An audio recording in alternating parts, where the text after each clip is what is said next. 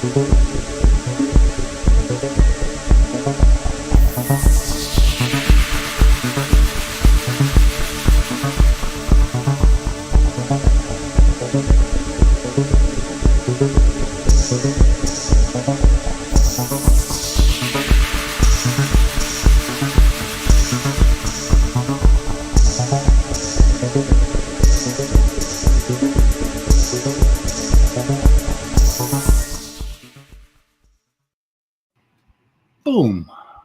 Hi, boys and girls and every shade in between, and buffaloes and bunnies.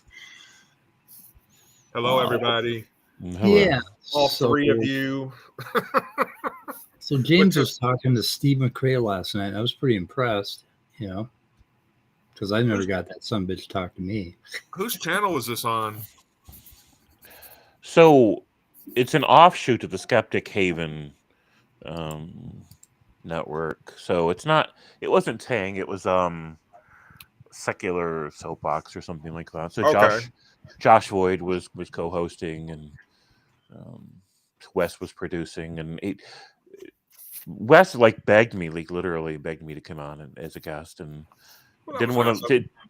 I think, in fairness, he didn't want to leave Steve. He didn't want to leave Josh, alone in the room with Steve, and so I was about to go. I was about to go to bed. It's like, and I did, and I didn't know anything about the Steve guy. I'd never heard of him before. I'd never talked to him before. Yeah, Holy at shit. all. Non-secular? Yeah, I had no idea who this guy was, and the topic was just new atheism. I'm like, pretty broad topic, and then I was like, no matter where it goes, I should be able to contribute something, right? And I didn't prepare for it because I don't. I just throw me in, we'll see what happens, kind of a thing. And I didn't at all expect what was about to happen. Now, at first, the guy come out really loud and really strong, but he was talking about his caffeine, and I thought, oh well, he's just on this caffeine high. Maybe he'll chill out. Whoever this guy is, he'll chill out in a little bit, but he didn't. And so how these philosophy-weenies are, right? Like they have this. Yep. This. Am I right? Boom, boom. Okay. Am I right? So they have this special language, right? And they incorporate math as often as they can because they just want to show off their math. And it was amazing how many times Steve made X equals X relevant to every goddamn thing we talked about. And by the way, if I reminded you yet that X equals X, and I'm like, after the third or fourth or fifth time, I'm like, dude, shut up. I don't even care that X equals X. Yeah. Isn't that the lame version of the it is what it is meme? Yes. It's been around forever. So, everything that is simply is whatever it is. And I'm like, you guys have nothing better to do. You philosophy-weenies have nothing better to do than look for ways to complicate life so much that you can't just say something is. You also have to throw an equal sign in it after it and then say it again. You can't just say it the first time that something is. And I'm like, y'all just need to get a life. This is why you're not getting laid, right? Well, okay. In Steve's defense, now he has mathematically attacked some of these categories that that atheists will pick.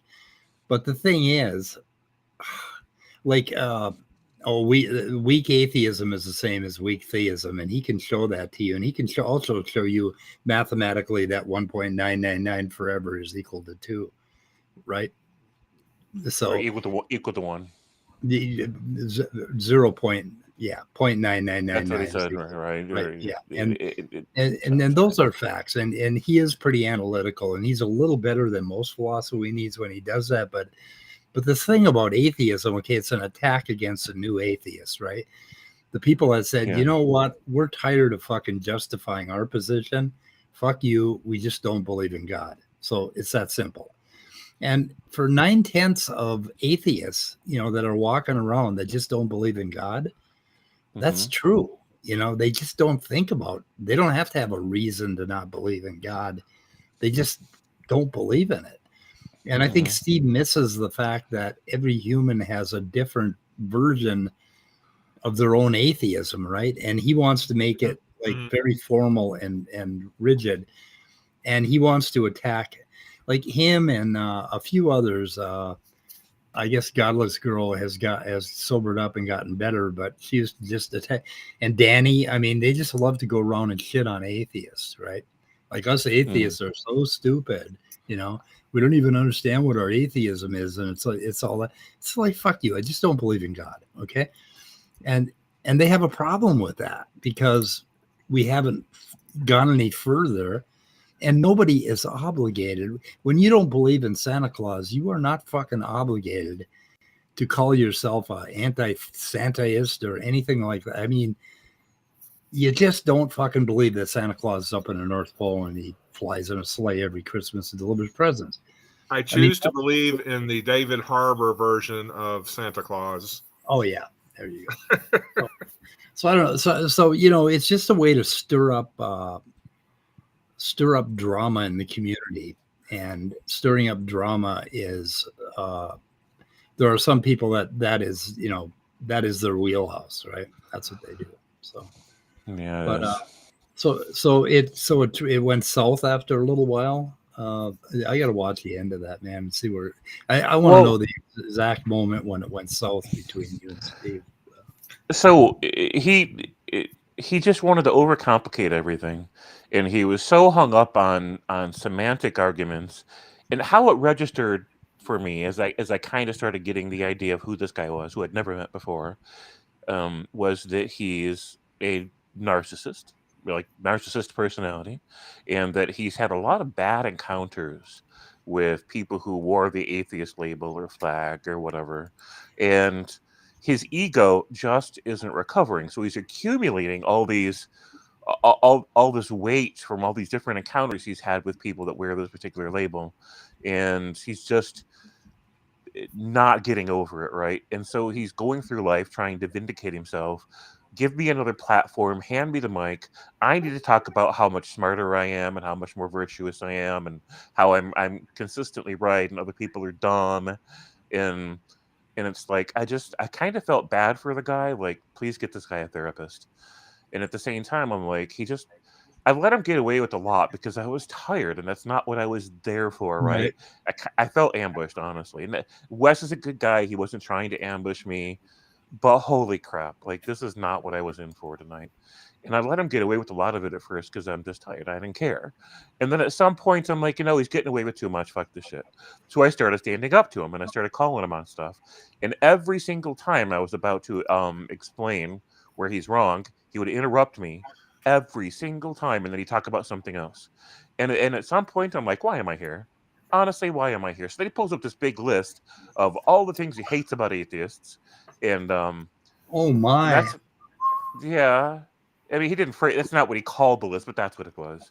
And I'm like, what is this shit? And so when he finally got around to asking me what my reply to this was, I'm like, okay, I have known plenty of people who are not theists, right? Who wear the atheist label, who have sometimes done those things, been guilty of those things. Sure, it happens, right? But that's true of every demographic everywhere, right? It's not like atheists are setting the low bar. It's just every single demographic is a spectrum of people that are either way overestimating the amount of knowledge and reason that they bring to the table, or that are impressive, like anywhere in between. And he's like, well, yeah, that's my point. You're just agreeing with me then. And I'm like, yeah, Steve, we haven't been having an argument. I'm not disagreeing with you. I just don't see what the point is. And the point really was that he's butthurt about it and he wants to vindicate himself, and every channel he can get access to because, his ego's on the line. And I'm like, dude, let it go. So I don't know. There was no point. At some point, I got tired of trying to correct him where he was going wrong because he wouldn't listen to me. And that was it. I just kind of let him run, and I was just kind of there as filler at that point. So that's what happened. Yeah. I'm going to link this video in the description because we did talk about. So who's Joshua Boyd? I cannot remember his exact credentials. When I first encountered him, it was a couple weeks ago, maybe a week or two. He was on the stream with Leo, and they were talking about Marxism and economic theory and stuff like that. And it was a good stream. I liked it. And then I jumped in afterwards, and someone sent me a link, and we talked for just a little bit, and then I had to jump back out. But really nice guy, like smart and down to earth. He's not a narcissist at all. Like he's really likable. I love that he's part of our community now. And and even though I bumped head with Leo last night on my stream, I still like Leo too. I really respect him. I admire him. I look up to him, even though he's younger than me. Like I just think he's awesome. But he doesn't pick up on social cues, and he knows that he doesn't, right? And sometimes he gets like almost like a pit bull on a point. Like if something doesn't sit right with him because it's not factually correct in some way, he'll just clamp down with 2,000 pounds per square inch of torque, and he's not going to let go until you concede his point. And I just wasn't in the mood for that last night. Yeah, like the time that he insisted that grain alcohol wasn't alcohol or some ethanol or some fucking thing like that, and he was wrong, and he just absolutely got furious about this point, right? And then later on, I think he's usually right, but sometimes he's wrong. Yeah, but he, like the thing about metaphysics and physics, I see it as a basically as a continuum. I think metaphysics is physics, and man, we could argue all day about that shit. It's like he insists it isn't. No, it's different. Well, different. I mean, to me, that whole thing registered as like somebody saying tomatoes are fruit, even if they're right. Yeah, exactly. Even if they're right, if I order a fruit salad and you put tomatoes in it, we're gonna have a problem. All right. Right. So, what do I care? That's just a scientific classification, a way to kind of like frame the narrative as you do the research. You can call it all physics, all of it just physics, and guess what? You can still do the same goddamn research and get the same goddamn exactly result. Right. Yeah. Yep. Yeah, I think physics actually suffers from there isn't a clear understanding that you're also, metaphysics is also part of that, because you got to look deeper into physics, because like my favorite example is the Cartesian coordinate system. Maybe there is no such thing. Maybe it's just all objects all the way down. And the relation between the objects is what defines the space between them in some sort of hyper dimensional geometry, that sort of thing. And I think physics has to start looking at hyperdimensional geometries more seriously in mathematics. But anyway, that's just me. Yep. So I was, just to annoy Steve last night, I was really thinking of a way I could like argue that X doesn't equal X, just to piss him off. And but he wouldn't let me say a word. Like every time like I wanted to correct him on something today, he was definitely wrong about it. He interrupted me, so I'm like, what's the point? Honestly, if I win any argument, he's just going to add it to the list of people he's angry at and can't get over. Yeah. And he's going to need more therapy. Okay, is this a list? Hang on. Okay. New atheists, they all have very common argumentum ad meme. What? Right. So, and I wanted to push back on this one, and I didn't get a chance to. He was such a steamroller, right? He's just like barking out all this stuff, and now let's move to the next one. And I'm like, dude, sometimes a meme is the best possible response, right? Just because somebody gets butthurt because the meme stung doesn't mean that the meme shouldn't have been used. In fact, that probably means that the meme should have been used. It means that they chose wisely with their meme. If it stung, you deserve it. Ooh, I can see that his experience with non sequitur and all of that has caused him to write this list, that he is a little butthurt about this stuff. Oh, he is. He's so pretty much butthurt. Never read a full. I mean, how can you make blanket statements about new atheists on this? He did make one valid point, which is a possibility. It's the conspiracy that the new atheists want to be more inclusive so that they had more votes. It's a political thing. For some people, it is. Yeah.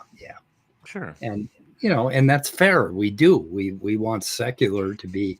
I mean, you could just call it secular instead of new atheist.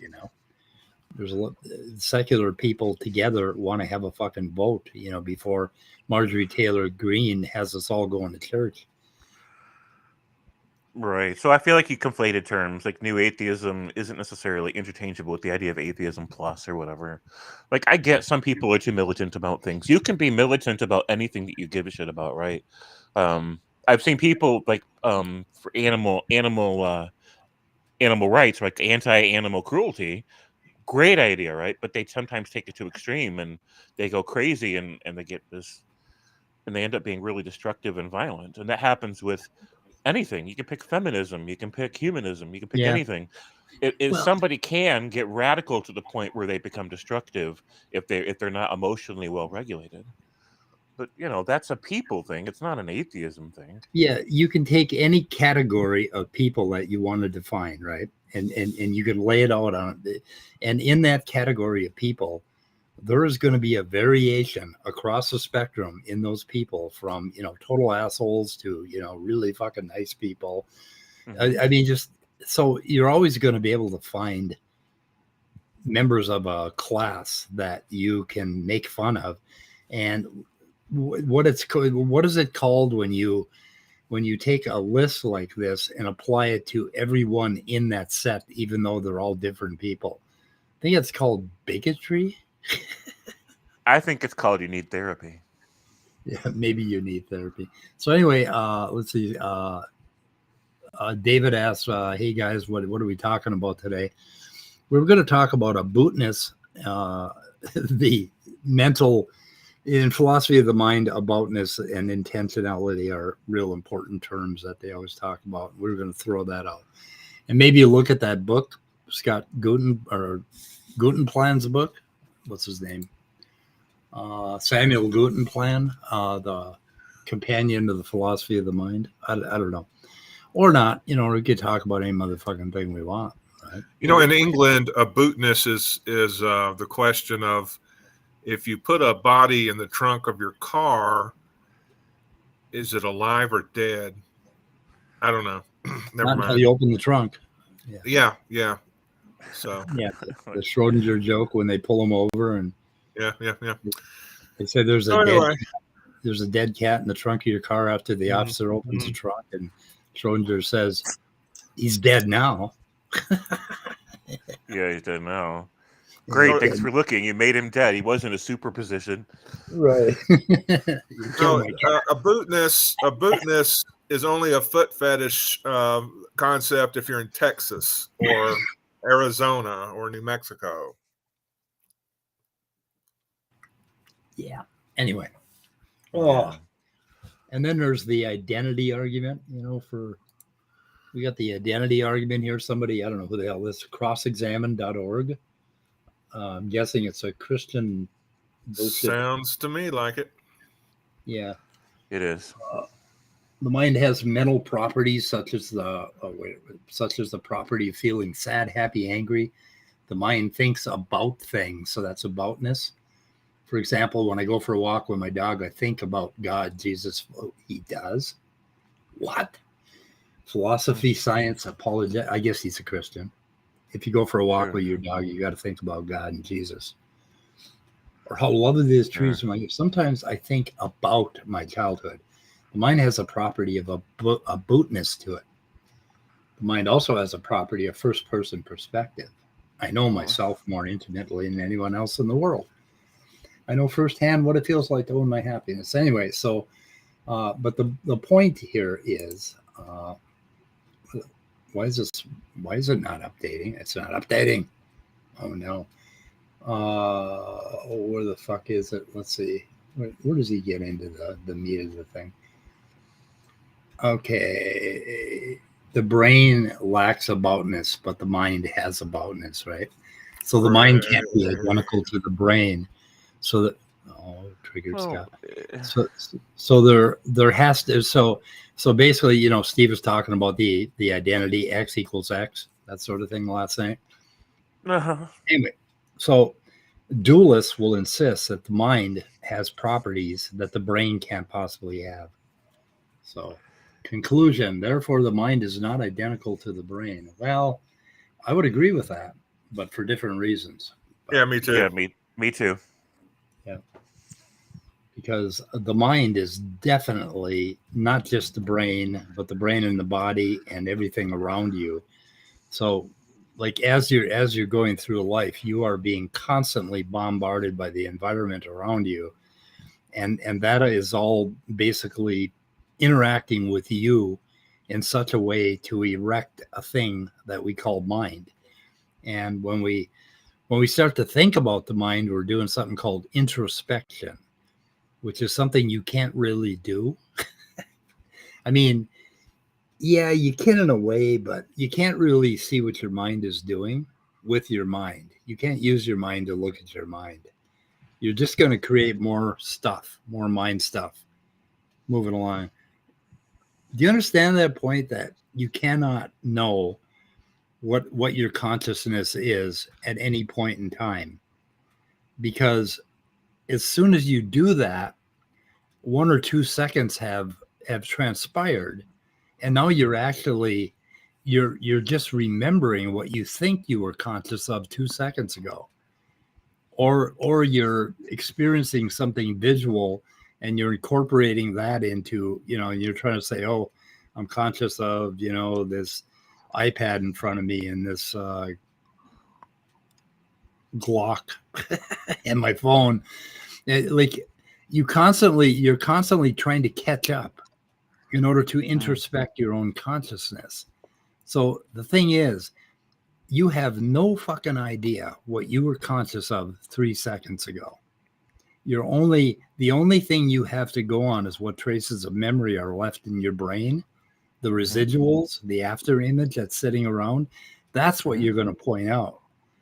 But when you were actually conscious 3 seconds ago, the truth of the matter is that there were about 50 million inputs coming into your body, all of which were part of your consciousness, none of which you're going to remember because you can't put a word on them, right? So the other thing is that, when you think about your mind, you're always likely to start saying, oh, it's got, this word here. It's got this aboutness, and it's got this belief, and it's got this visual image of my iPhone. And you start linguistically trying to list things, but that's only part of the mind. That's only the very tip of the iceberg. There's a whole fucking complex of sensations that all went into your consciousness 3 seconds ago, and you have no fucking idea what they are. You guys haven't seen nothing yet. That was just the tip. Just the tip. Yeah, introspection is just being aware of your feelings. We use what is that word? I think that's just introspection. Okay.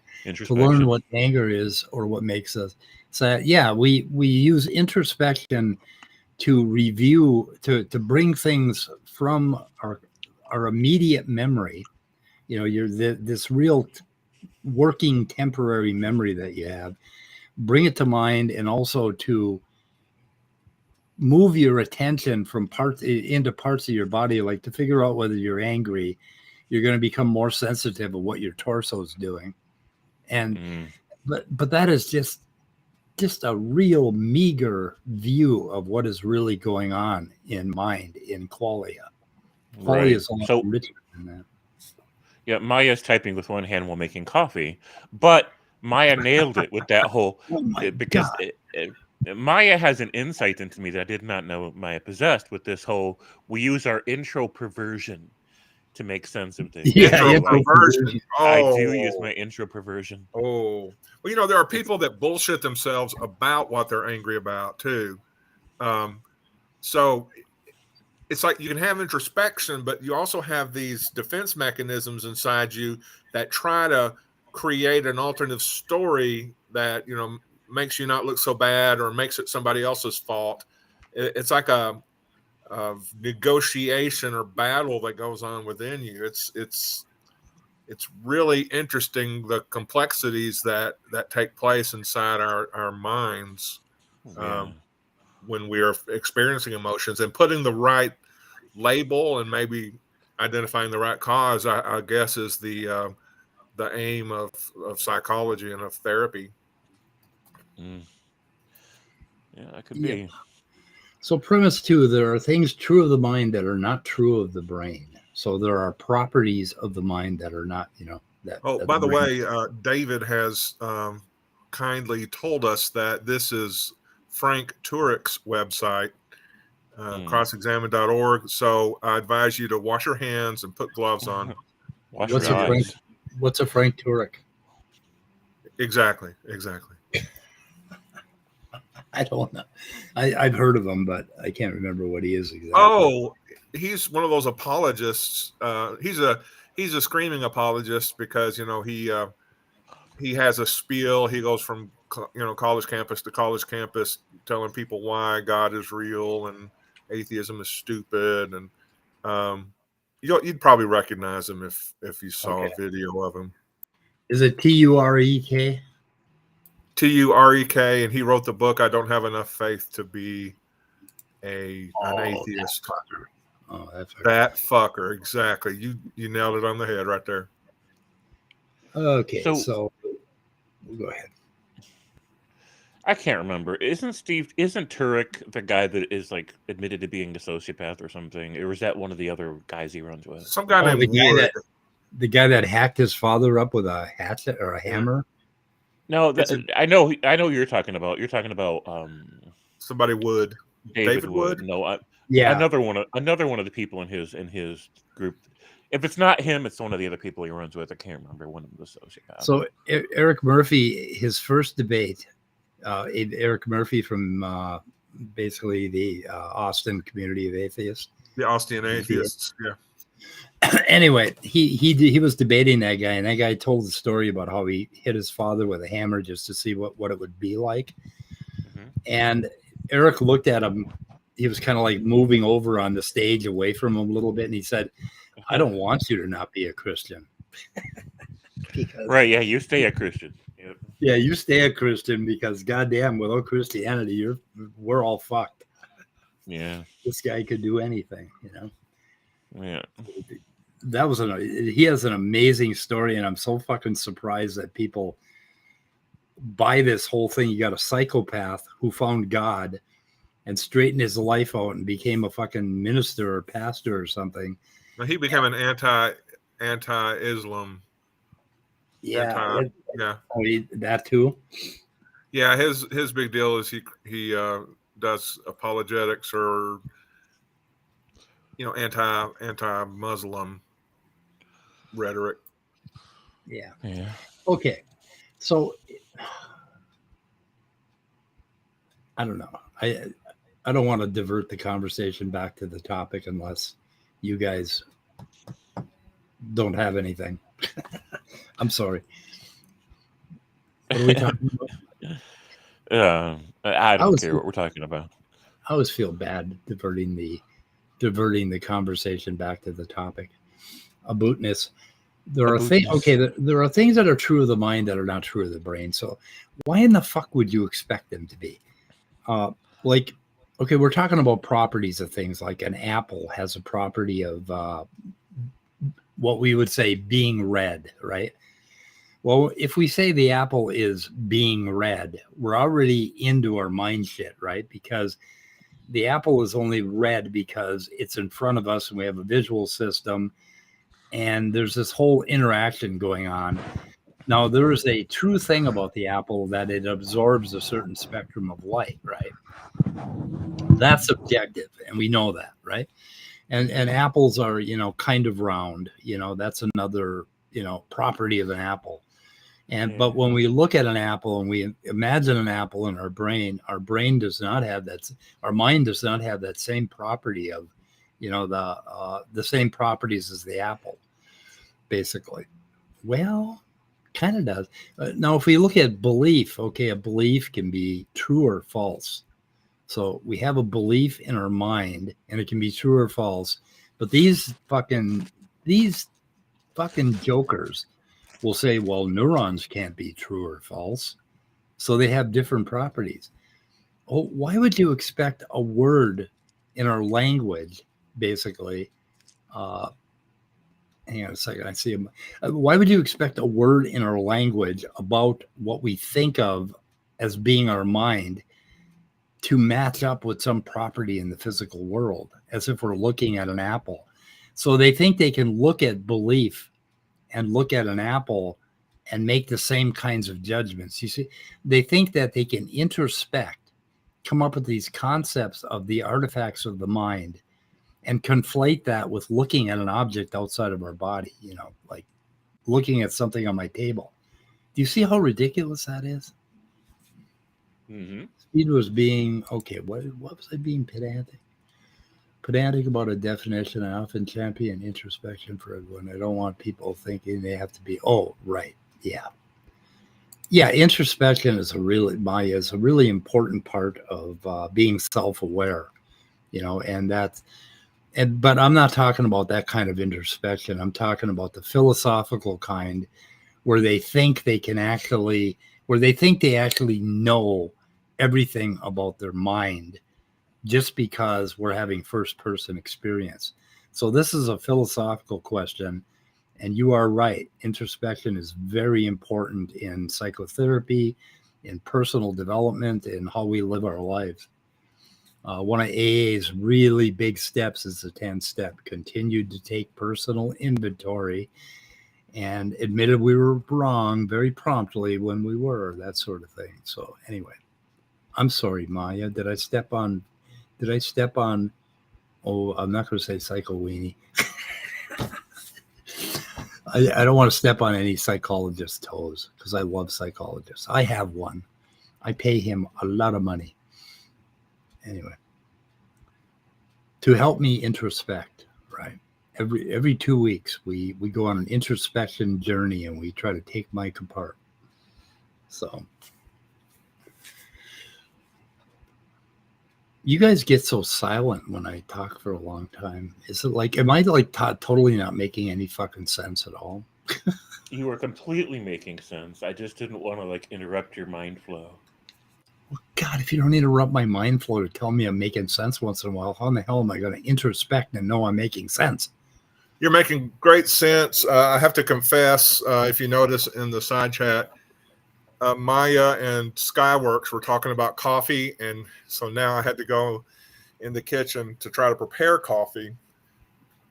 So I was in the kitchen, so I couldn't respond.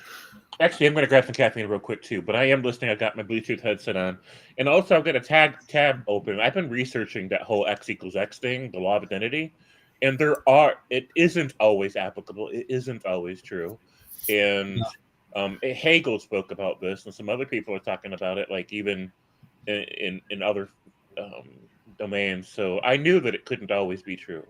That it's not always applicable, and I tried explaining it to him, and he made me feel dumb for questioning it. I'm like, okay, I'm going to go look this up.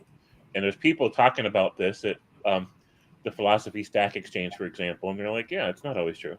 I'm like, I knew it, but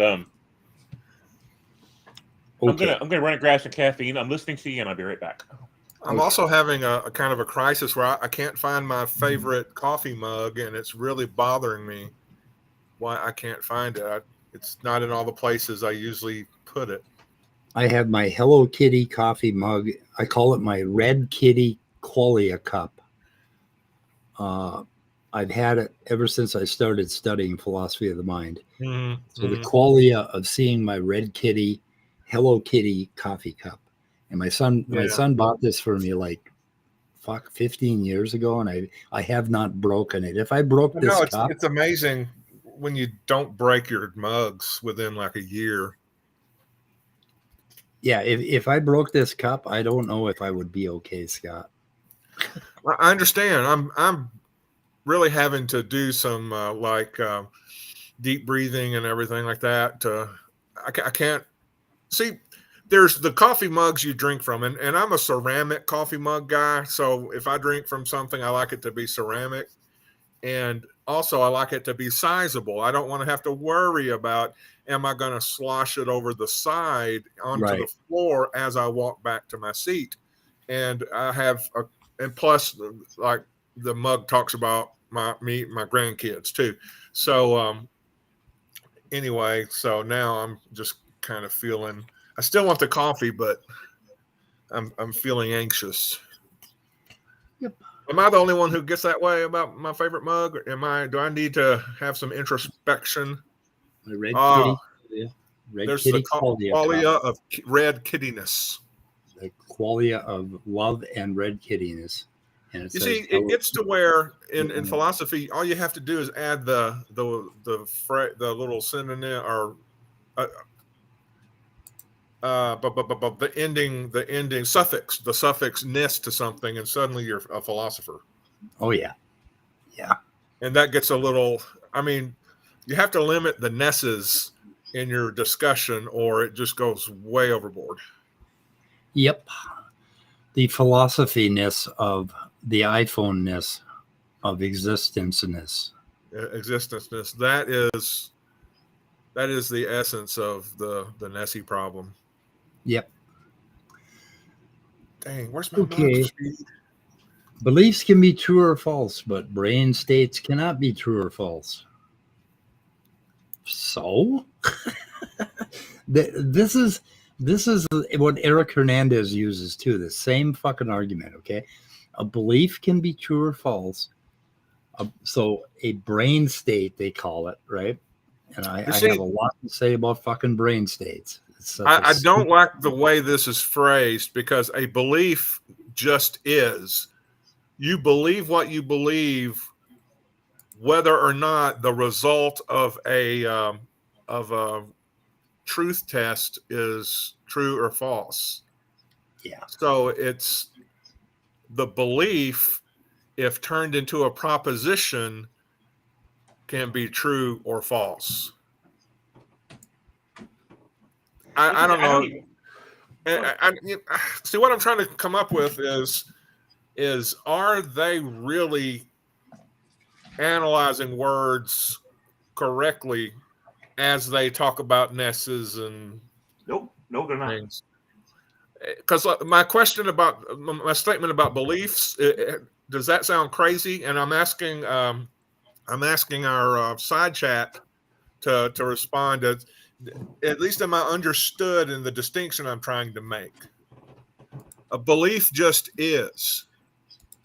But if you turn that belief into a proposition, kind of the subject of that belief or the target of that belief into a proposition, that can be true or false. But a belief just exists in your mind. There's no truthness or falseness to it. But does a false belief would be something you say you believe, but you don't really. Yeah. Okay. Getting down to so what he's doing is he's basically comparing a mental artifact called belief, right? So he's comparing that with a physical state of affairs, right? A propositional attitude. If you have a propositional attitude, that means that belief is one form of propositional attitude. I believe something about a proposition. Does God exist? That's a proposition, right? Does my coffee cup exist? That's a proposition, and I have a propositional attitude toward it called a belief. So they've come up with a word, belief, which is a word in our language and has a huge cultural implication and a history with each of us about what we think about belief, right? Like for us YouTube atheists, when you talk about belief, the first fucking thing we think of is belief in God, right? Right. That's fair. So I mean, but then you take another class of people and you talk about belief, and the first thing they're going to think about is, Santa Claus or something else. It's just like, so anyway, so belief as an artifact of the mind needs some fucking unpacking. Okay. So what is a belief on my ribbons and bows rendition, right? You remember my ribbons and bows? I do remember your ribbons and bows. And I just want to kind of add as a side note, this is Frank Turek, so you're not going to get a rigorous and actually thorough, complete analysis of things. He's an apologist, and so any philosophy he throws at you is usually very hacky. Right. And you'll get it from the Stanford encyclopedia of philosophy, but unfortunately, you'll get more than you ask for.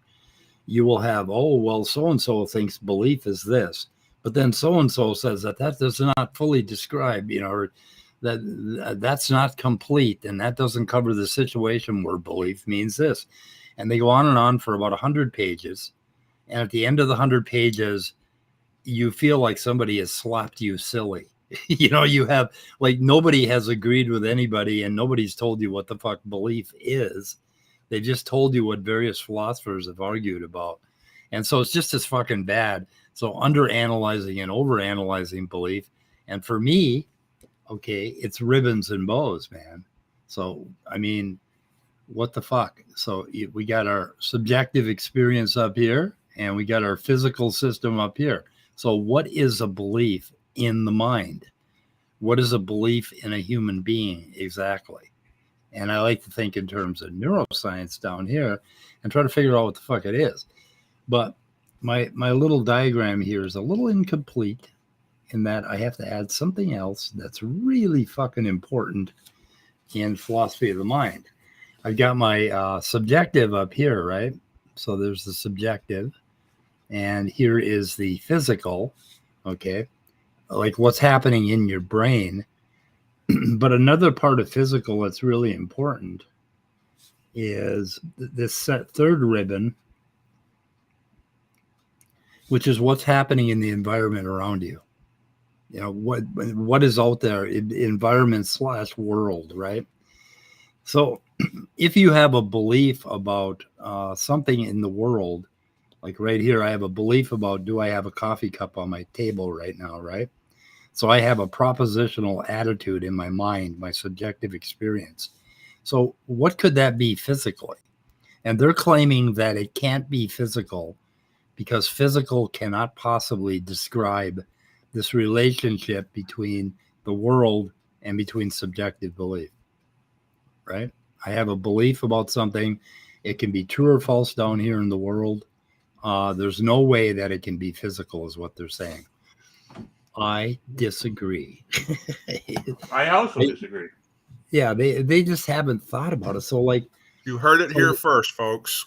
Yeah. So like a belief is pretty importantly, like you have to step outside of yourself and look at two organisms that are not you. And you got one organism that says, do you believe that there's a cup sitting in front of you right now? And the other organism casts his eyes downward, sees the cup, and reports back linguistically that, yes, I do believe that because I can see it. He could add, because I could see it, right? And if you look at that, there's a whole lot of shit in your brain that is dispositional to you responding. Like if I ask you, James, do you believe in God? You have a disposition to report no, right? I mean, you've got something in your brain that consists of a whole lot of fucking neurons that basically every time I give you this input, do you believe in God? It goes through and you process it in your temporal lobe. You hear my words. You go out here and you reside on what's in your brain, this disposition. And then out here, you report basically that, no, I don't believe in God. That sort of thing. Does the idea of beliefs have and the relation to the physical world have anything to do with the fact that on one or two occasions in my life, I have sat down in a chair only to realize too late that there really wasn't, in fact, a chair there? Oh, yes. I just believe there was, not because somebody at the last second pulled it out, but just because, maybe because I haven't had my coffee yet or whatever, I held the belief that there's a chair right behind me, because there normally is, but for some reason there's not, but normally there is, and I just sat down. I wonder what that has to do with this discussion. I know I'm a klutz, and I have the sore tailbone sometimes to prove it, but we sometimes act on beliefs.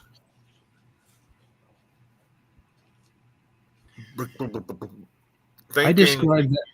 Go ahead. I don't know. I don't know. I'm trying to fit those notions of expectation. You believe something, so your body reacts to it. Like maybe Right. you believe you're about to die, Yeah. and so, but then you find out you're not about to die, and you're relieved, and all those negative things going on in your body, just kind of go away, and you actually feel relief and feel better.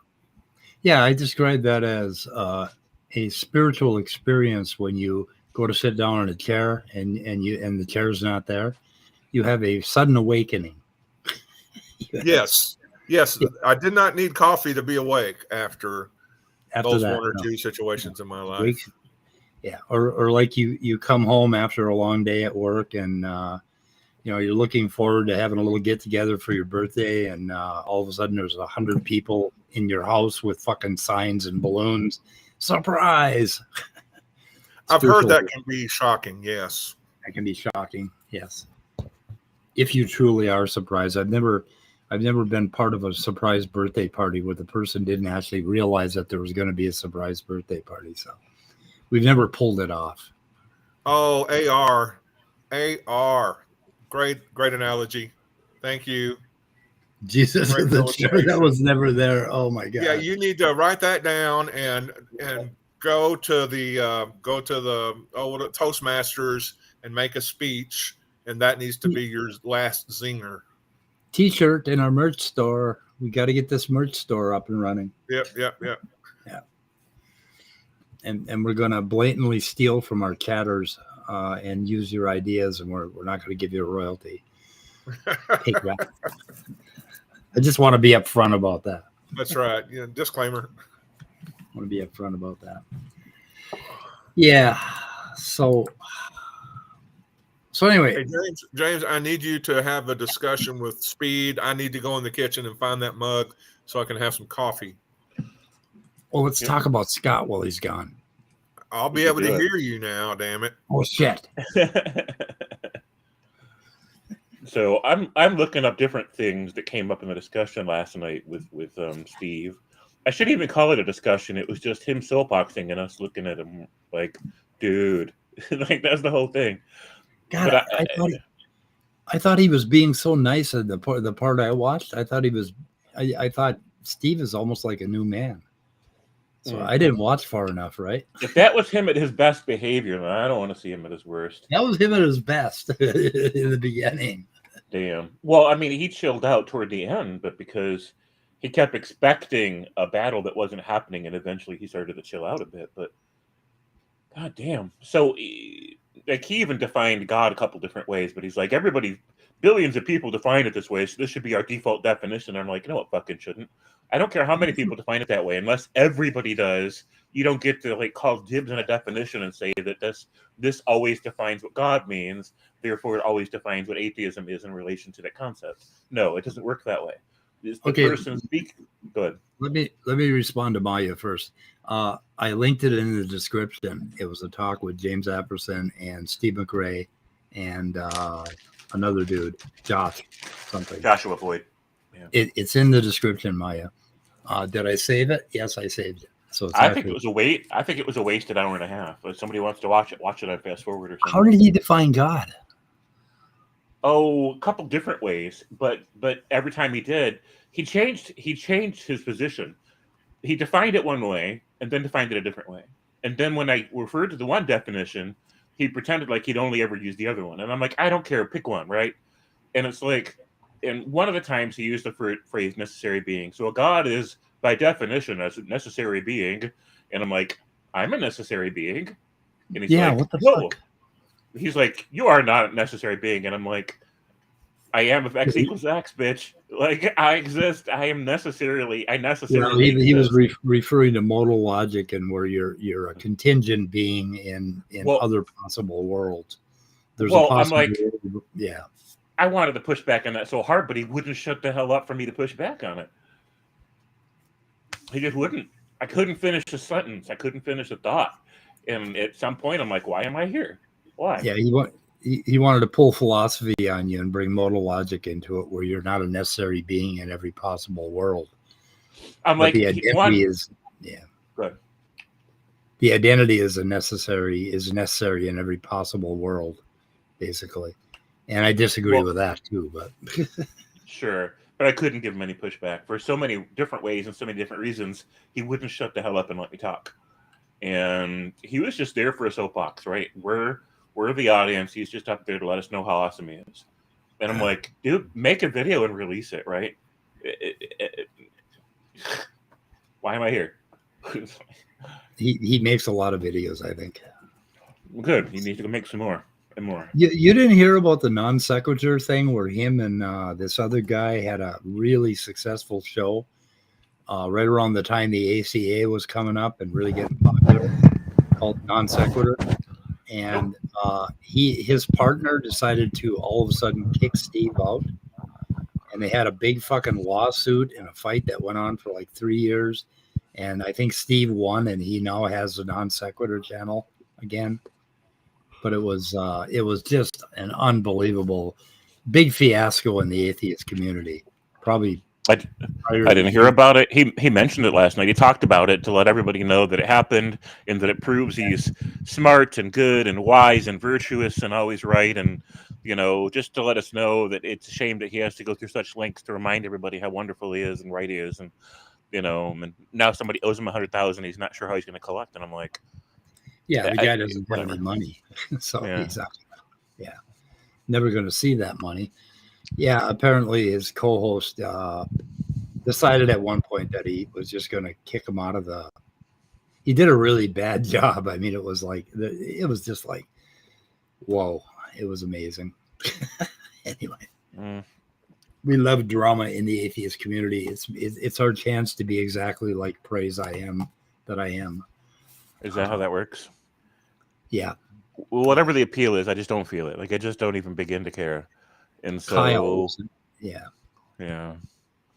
Kyle and Steve had good chemistry. They had a really good show. I fucking watched it constantly, and then they just went crazy. All of a sudden, Steve disappeared, and Kyle tried to take the channel. He didn't pay Steve. He fucking all of a sudden decides to toss his co-host out.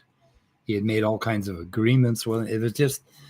It was a cautionary tale to me when I got into YouTube, like when me and some other people started doing this, there was talk of, running a channel together, and I made it clear that this is my channel. But then when Scott came on, I said, I made it clear that this is Scott and my channel together.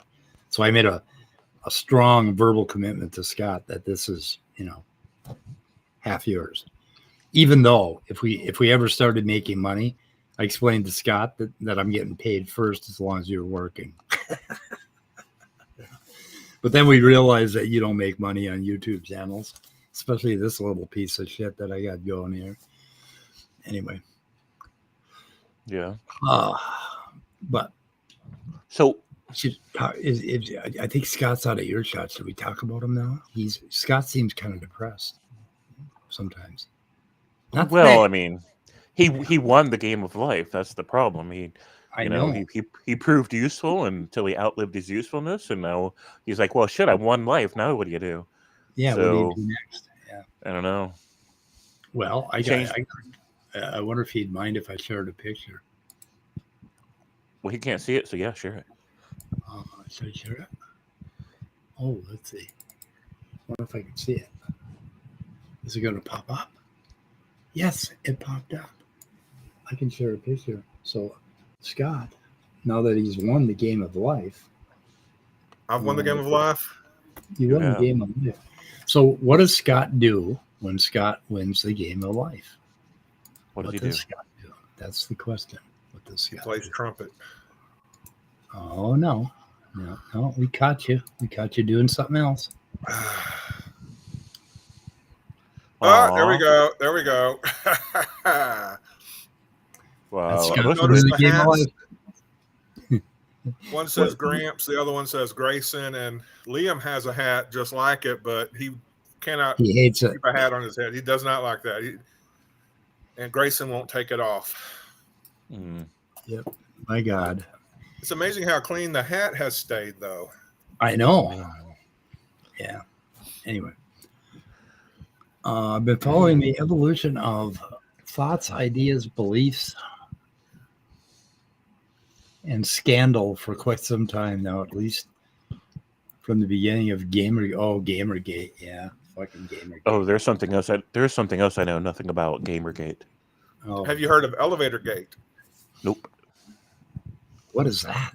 Oh, Well, that was when Elevator. Rebecca Watson told in a speech told people not to ask women to come up to your hotel room like late at night at the end of a convention session or whatever, because that's creepy and that puts a lot of Yeah. pressure. Duh. And then people say, we can ask when we want to because it's freedom of speech. Yeah, right. If you have to appeal to the First Amendment to get a date, you're doing it wrong. Oh my God. So what they should have done is gone up to the front of the grabbed the microphone while everybody was still sitting there, and made the general invitation. My room will be open. Anybody wants to stop by naked, I'll be awake for the next couple hours. Then that way nobody's put on a spot, and everybody will know that you're pathetic all at once. Yeah, if you're gonna advertise your patheticness all at once, you'll get over it sooner. Mm-hmm. If you spread it out, eat thinner. It works better. Yeah. There were a lot of probably socially awkward atheists who couldn't understand why they couldn't ask an attractive woman out if they catch them on an elevator. Right, and catch them in a closed space where they can't get out. And now you're like, yeah, come on. Common freaking sense, man. So I do have kids, but I don't have any grandkids, and the kids were a total accident. But I'm an example of basically how natural selection cuts out my type of person, because I have never asked a girl to do anything unless she first stalked me, gave me signed contracts, like fucking millions of signals, basically jumped on me before I would actually show any sign of moving toward a woman, right, in my entire life. And hence, I didn't get laid much. Hardly ever. It's like, yeah. I was, for some reason, and I had these friends that would just be so aggressive with women, and I'm like, and the women would actually go walk off with them, right? And I'm like, what the fuck? Okay, I'm sitting here being all polite and fucking, quiet, and he gets the girl and I don't. Well, how does that work? Well, you have to show some interest at first, and just being shy and not. Well, I said hi to him. I mean, fuck. What else did they want? I mean, Jesus. Yeah, I said hi. So let's go. Let's go to my place. Yeah, they should have just grabbed me by the arm and drug me off like fucking cable woman, right? Yeah, there's a spectrum. I've always entitled men like that presume that a female's interested in them just fucking drives me crazy. Oh, I did attack one woman once. So I was at a grocery store, a big grocery store. Wait a minute. Would you want the court of law to hear this? Oh yeah, it's fine. Okay.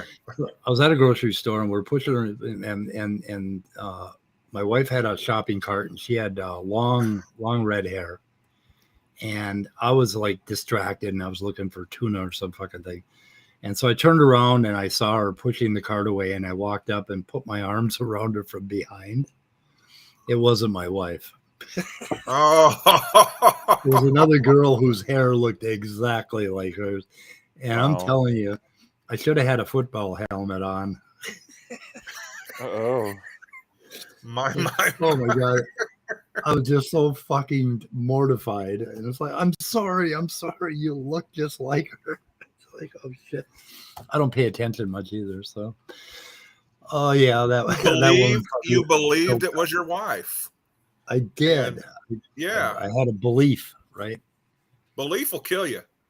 Yeah, and it wasn't like the belief in my brain was true or false, and the belief in I don't know. I forget. It's almost like a belief can't be true or false until you act on it. It's a good thing I didn't grab her ass. I chose not to grab her ass. Oh my God. It wasn't God, but something was looking out for you that night. Right. Yeah. I would have been in ICU instead of just, the nurse's station getting stitches. No, she didn't hit me, but boy, was she offended. Cause of death, dumbassery. Not paying attentionness. Like, yeah, that was. Oh, and then fortunately, my wife didn't see it. Otherwise, I would have been in like double trouble. Yeah, yeah. What the fuck is that? Anyway. James, do you have any embarrassing stories to tell us?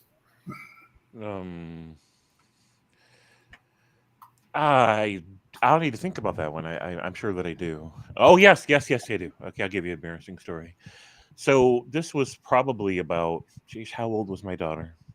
I guess she was 6 or 7, and so I was single and I was dating again, and so I had a date coming over. Like normally I meet a date someplace, but they were coming over to get me for some reason. I can't even remember why. They wanted to. I'm like, fine, we'll take your car.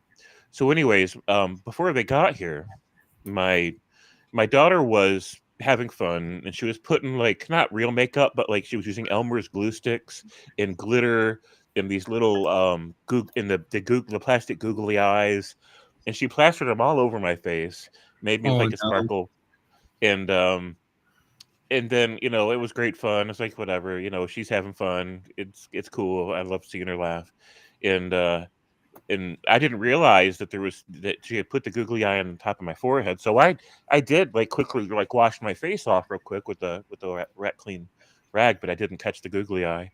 And we actually my date didn't catch it either at first, and we sat down in the restaurant, and she just kept looking up at me and just like trying not to laugh. And I thought, wow, she thinks everything I say is funny. Like everything I say is freaking hilarious. Like I'm on fire tonight. Like I just like, that's right, baby. That's right. I'm hilarious. And then it wasn't until I got up to use the restroom almost at the end of our date that I saw I had a big giant googly eye still stuck to my forehead. And I'm like, oh shit. Like, oh my gosh, that's so embarrassing. So I came out to explain, and she was gone. She was good. She didn't stay. She left me. She thought I was crazy. She left. Oh no. Yeah, so that's my embarrassing story. Yep. These are ways not to mate. I claim my embarrassing story as the sitting down with no chair thing. Yeah. These are examples of purifying natural selection. Basically. That's right. Yeah. Yeah. Anyway. I didn't catch her eye. She caught mine though.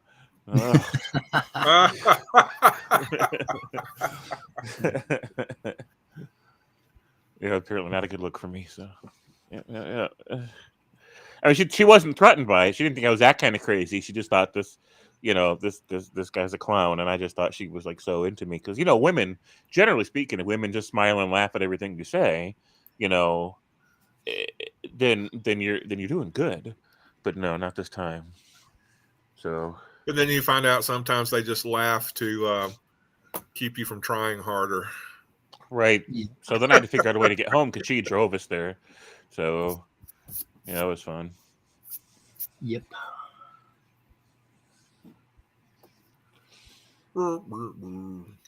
That's my embarrassing story. I got my cup of coffee, but I didn't get my coffee cup.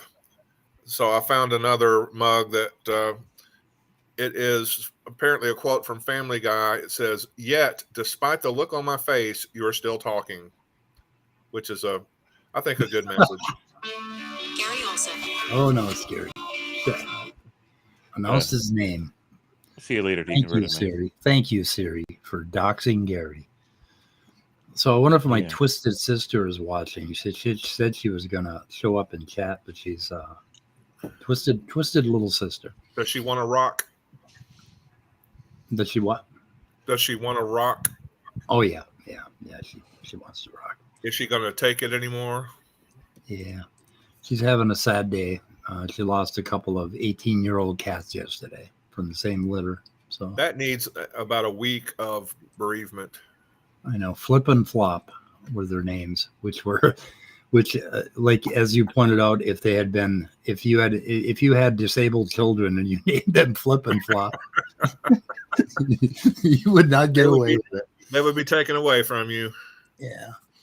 But she got Flip and Flop when they were 5 weeks old, and she was she has done wonderful work. She has rescued so many animals, and she would take on kittens that were just really. And Flip and Flop had severe damage, I think, to their cerebellums, both of them, when they were born, so they couldn't walk. They could only flip and flop around, and they turned out to be just these cats had the most amazing attitude toward life. Like I'd come over and they'd come flipping and flopping across the carpet. Like they would have to go left and then go right. And eventually they would go in the direction they wanted to go. And then they would get up on the couch with me and I would pet them. And it would like, it was like, it took them 5 minutes to flip and flop until they could climb the couch. And you should have seen them in the litter box. It was an amazing litter spraying everywhere. Like, but they insisted. Yeah, but they were, and she kept them for 18 years and gave them this wonderful life where they were happy cats for 18 years. Anybody else would have euthanized these two little kittens, right? Because they were so severely disabled. But anyway, they passed away yesterday. So together. That is very sad. That is very sad. Yeah. People love their cats.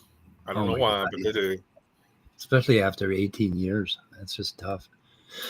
You see, it's hard for me to really love any given cat or most given cats, but there's been cats that have just been, that I guess they cotton to me and I cotton to them, so it's okay. But most dogs I can put up with and tolerate. There's a few that are just too ridiculous, but mostly most dogs I can get along with. But cats, most of them just kind of bug me. Yeah. Yep. There was this one cat that I could not get along with at all. It was just horrible. I had this girlfriend who lived in like in the middle of a forest, in the middle of a bog, in the middle of northern Minnesota, like way the fuck out in the country. And she had this weird little house, and she was kind of witchy, so she had witch stuff. I was about to say this is like the beginning of a horror movie or a True Tales kind of so she segment. Middle of northern Minnesota, and she's got this cat that keeps coming around, a stray cat, and she was feeding it, and she would like have it in the porch and she'd feed it, and she said it was kind of, wasn't really a friendly cat at all, and it was really huge, and she thought it was a Manx, and it was like somebody must have lost their purebred Manx cat or something. And she had me go in her garage and build it a little play. Like I had to go do something. It had a bed up in the attic of the garage, and it could have been up there. I don't think it was, because if it had been, it would have torn me to pieces. So like for weeks, she's talking about this stray cat that she's feeding. And then one weekend I went up, I drove from Minneapolis to northern Minnesota to stay with her, and I brought my dogs. And my dogs went out and treed her cat up in the tree. And her cat turned out to be a fucking 30-pound bobcat. Oh, no. Patty, that's not a kitty. That's a fucking wildcat. And this thing was up hissing at my dogs and fucking screaming at them. And like, if it had gotten on my dogs, I would have ended up at the vet with both of them. But it's like, that was her cat. And she was actually trying to pet this goddamn thing. Like if you know bobcats, basically you do not pet them without an ambulance standing by and a fucking surgeon. So it was really from her perspective an overly friendly bobcat. Yeah. Overly friendly bobcat, right? Yeah. Once again, beliefs. Had she not believed it was a house cat, she would have. Well, that's the amazing thing. She was never convinced that this wasn't a kitty. She was. I never convinced her. I kept telling her that's a fucking bobcat. It's like 30 pounds. It's like, it's not a cat. Wow. She never believed me. Wow. We broke up shortly after over the bobcat controversy. So anyway, another failed mating experience for Mike.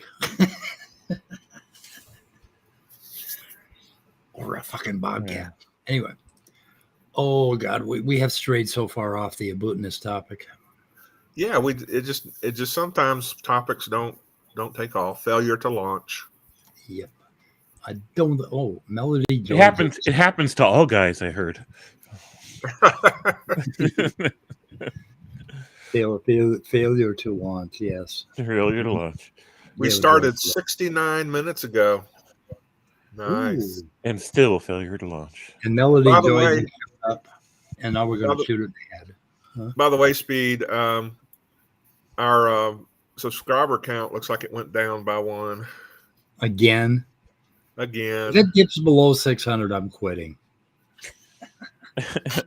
Fair.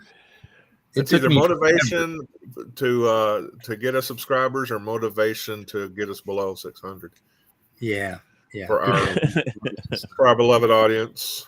We win either way, right? Melody Joy has a good reply here.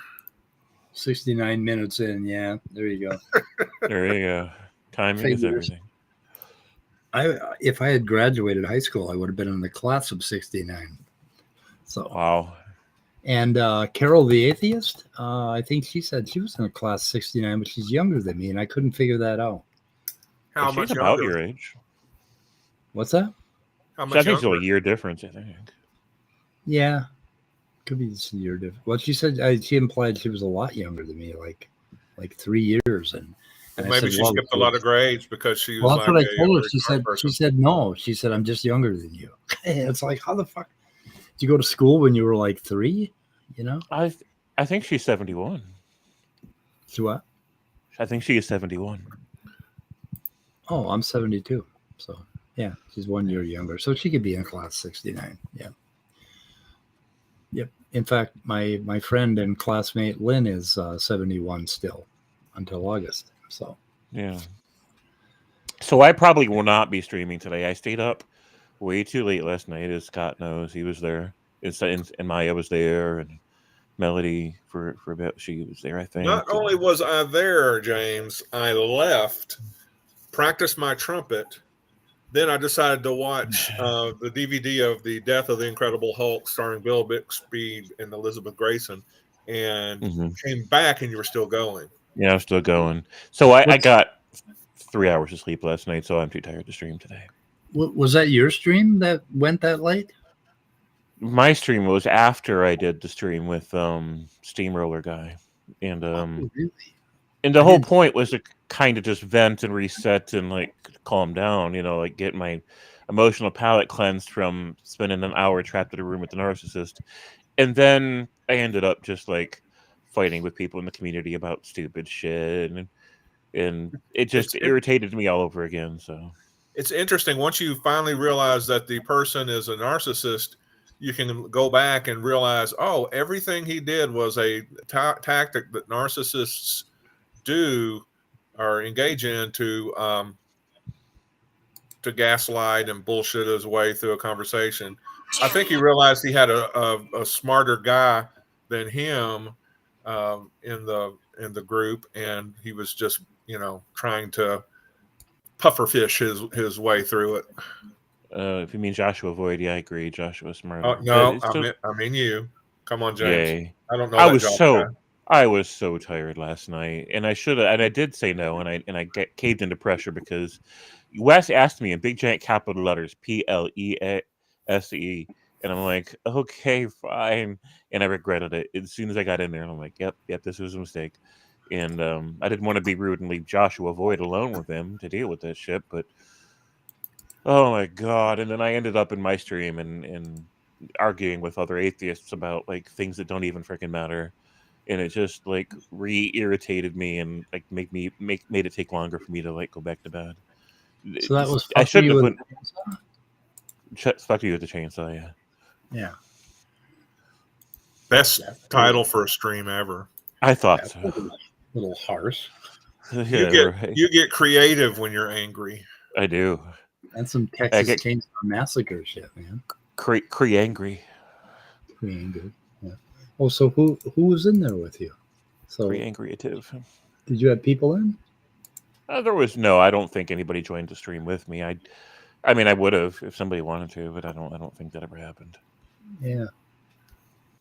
Yeah, I was like watching Shrinking on Apple TV. Holy fuck it, with Harrison Ford. Mm-hmm. That's a really good series. I really strongly recommend that. The next episode I have to wait till March 10th for the next episode. Yeah, that's horrible. By the way, the British cop show Luther has a new season dropping on March 10th as well on Netflix too, I think. Yep. Oh, that's the devil, right? The devil guy? No, you're talking about Lucifer. This is Oh, Luther with Idris Elba. Idris Elba. Oh, okay. Oh, yeah, I think I watched a few seasons of that. Yeah, that was a good series. He does the tragic flawed hero really well. So Jay is in the so what do we want to do? Throw the link out or end this? Well, let's throw the link out, see if anybody wants to come in and get something off their mind or bring up a topic or maybe revive the Abootness. Yeah, has anybody else had a close encounter with Steve McRae? That would be a good one. Yeah, I just don't. That's a problem a mistake I keep making, because it happened with Brett Keane, it happened with JG, it happened with Steve McRae. Like, I walk into these rooms with no research first about who it is I'm going to be sharing space with, right? And I dive right into engagement on topics that really aren't that hard, and then they make it more complicated than it needs to be, and they try to steamroll over me, and I just it really interesting last night when I saw you in a room with Steve McRae, and then I saw you were talking about atheism, and every time you said something, I just like, oh no, James, don't say anything. Yeah. I'm like, oh no, he's gonna jump on. It's all still stupid anyways. I mean, honestly, somebody does need to define God before it even means anything anyways. I don't have anything that I regard as a God or that I call a God. That automatically makes me an atheist. But he's go ahead. Oh, no, you go ahead. I don't. He contradicted himself a lot about word definitions, and he went on a rant at one point about how they're descriptive, not prescriptive, but then he turned around and demanded the opposite rules for atheism. And I'm like, you can't have it both ways, dude. Like, if a dictionary cites it as an example and people are using it in the context and they tell you what they mean by it, that's the end of the fucking story. You don't get to say, well, but somebody else used it differently and I demand that you be held to that other definition, because then you're saying it's prescriptive, right? And you just got done saying that words are not prescriptive. You don't get to say, oh, except when it comes to atheism. I just wanted to, I don't know, get angrier than I was, because I was too tired to be angry. It's one of the problems that I have, because anger requires passion and energy, and I just don't have it. So, but I was annoyed. I don't have to have a lot of energy to be annoyed, and I was that. So what does Abootness have to do with Steve McRae? Jay, this stream is Aboot Steve McRae. Ta-da! Let's see. Steve McRae is obsessed with Dylan. Oh, he doesn't like Dylan hunting. Yeah. I mean, I'm not really a Dylan hunting fan either, but okay, Abootness. Yeah. Go ahead. Yeah, I just. I'll let you. You'll explain it better anyway. Go ahead. Okay, Aboutness is intentionality and philosophy of the mind. It's like when you're looking at a iPhone, it's about the iPhone. When you have a belief, or basically, what the fuck? When you have a belief, it's about a belief in something, like a belief in God. So it's about God. So there's like a connectedness. There's a relationship between an artifact in your mind and a thing out in the world, something that exists, or a thing in your mind even. So that's aboutness. And it's a big fucking deal for philosophers of the mind. I don't know why it's a big deal, but it is. So, did I explain it? Did I succeed, guys? Yes. Good. Are you sure? You're not just fucking... Okay. I sounded sure in my voice. I am sure. You're the best, Speed, at explaining these things. I thought you were asking chat, but yeah, you did fine. Can barely hear James. He's walking around his room, far from the mic. The everything of everything. Abootness is of everything. So Skyworks was blocked on McRae's channel. Wow. Congratulations, Skyward. Yeah. Congrats. You're our hero. I think I'm still a Patreon on Steve's channel. I think I do $1 a month or something. I don't know. But we got to do backroom talks with him on Sunday and never got a word in edgewise. Patreons. Okay, James, are you back? Did you throw the link out, Scott? No, were you wanting me to? Oh, sure. Yeah, we might have somebody come in. But then we're going to shoot. Excuse me. I am here. You're barely here. You're very weak. It sounds like you're in a bucket in the bottom of it. Yeah, I'm here in my bucket. Well, I'm like Oscar the Grouch, right? I go in a trash can and I just kind of... Yeah, go in the trash can. Yeah. Yeah. He had to eat some rancid lettuce. That's right. What else happening today? The link is out there, guys. Click on it if you have anything you want to contribute or correct. You know, sometimes I wonder if I had like a PayPal thing set up in my channel if anybody'd ever send me a buck.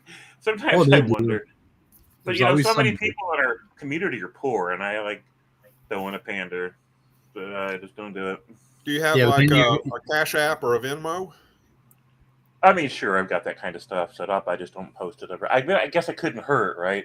No, it can't hurt. Yeah, you're going to get like $10, and then Google's going to send you a check for $7, and then you got to go down to the bank and or scan it on your phone or whatever the fuck you do and put up with it. Damn, folks. Yeah, I'll probably just post other stuff. It's less hassle. Like my bank occasionally says, "Oh, we're Wells Fargo, and we cheated you out of $8.69. So here's a check," and I take the thing and I fucking throw it in the garbage. Yeah, fair. That's fair. Yeah. Yep. We have the king of Abootness right now, Jay Patrick. Thank you, Jay, for joining us. What's on your mind? Hey, king of Abootness. There you go. King of Abootness. He's either muted. No, we should be able to hear him. Yeah, I don't see anything wrong. Have you had a close encounter with Steve McRae? Jay. We can't hear you if you're talking. Oh, fuck. Is this the fucking Restream bullshit? Restream is so good in so many ways. They send me a little monthly, weekly synopsis of my streams. They send me a calendar. They send me like updates after every stream, how many people were listening, how many chats there were. They're just excellent. And I've been able to use them flawlessly, but Midnight has been the only one so far who can't get his audio connected. And I got a feeling that Jay is going to be my second one. Yeah, Jay just popped up with no audio in private chat. So yeah, what the fuck? So I'm gonna have to write to customer service and find out why some of my. So Jay, what browser are you using? Because they're gonna ask. And what kind of computer operating system do you have? Yeah, is it on your phone or is it like on just a regular computer system? God damn. Because that's problematic. They got to fucking figure that shit out. There's Dave. And now we have Captive Desk Dave joining us. What's going on, Dave? Hello, everybody. Oh, we can hear Dave.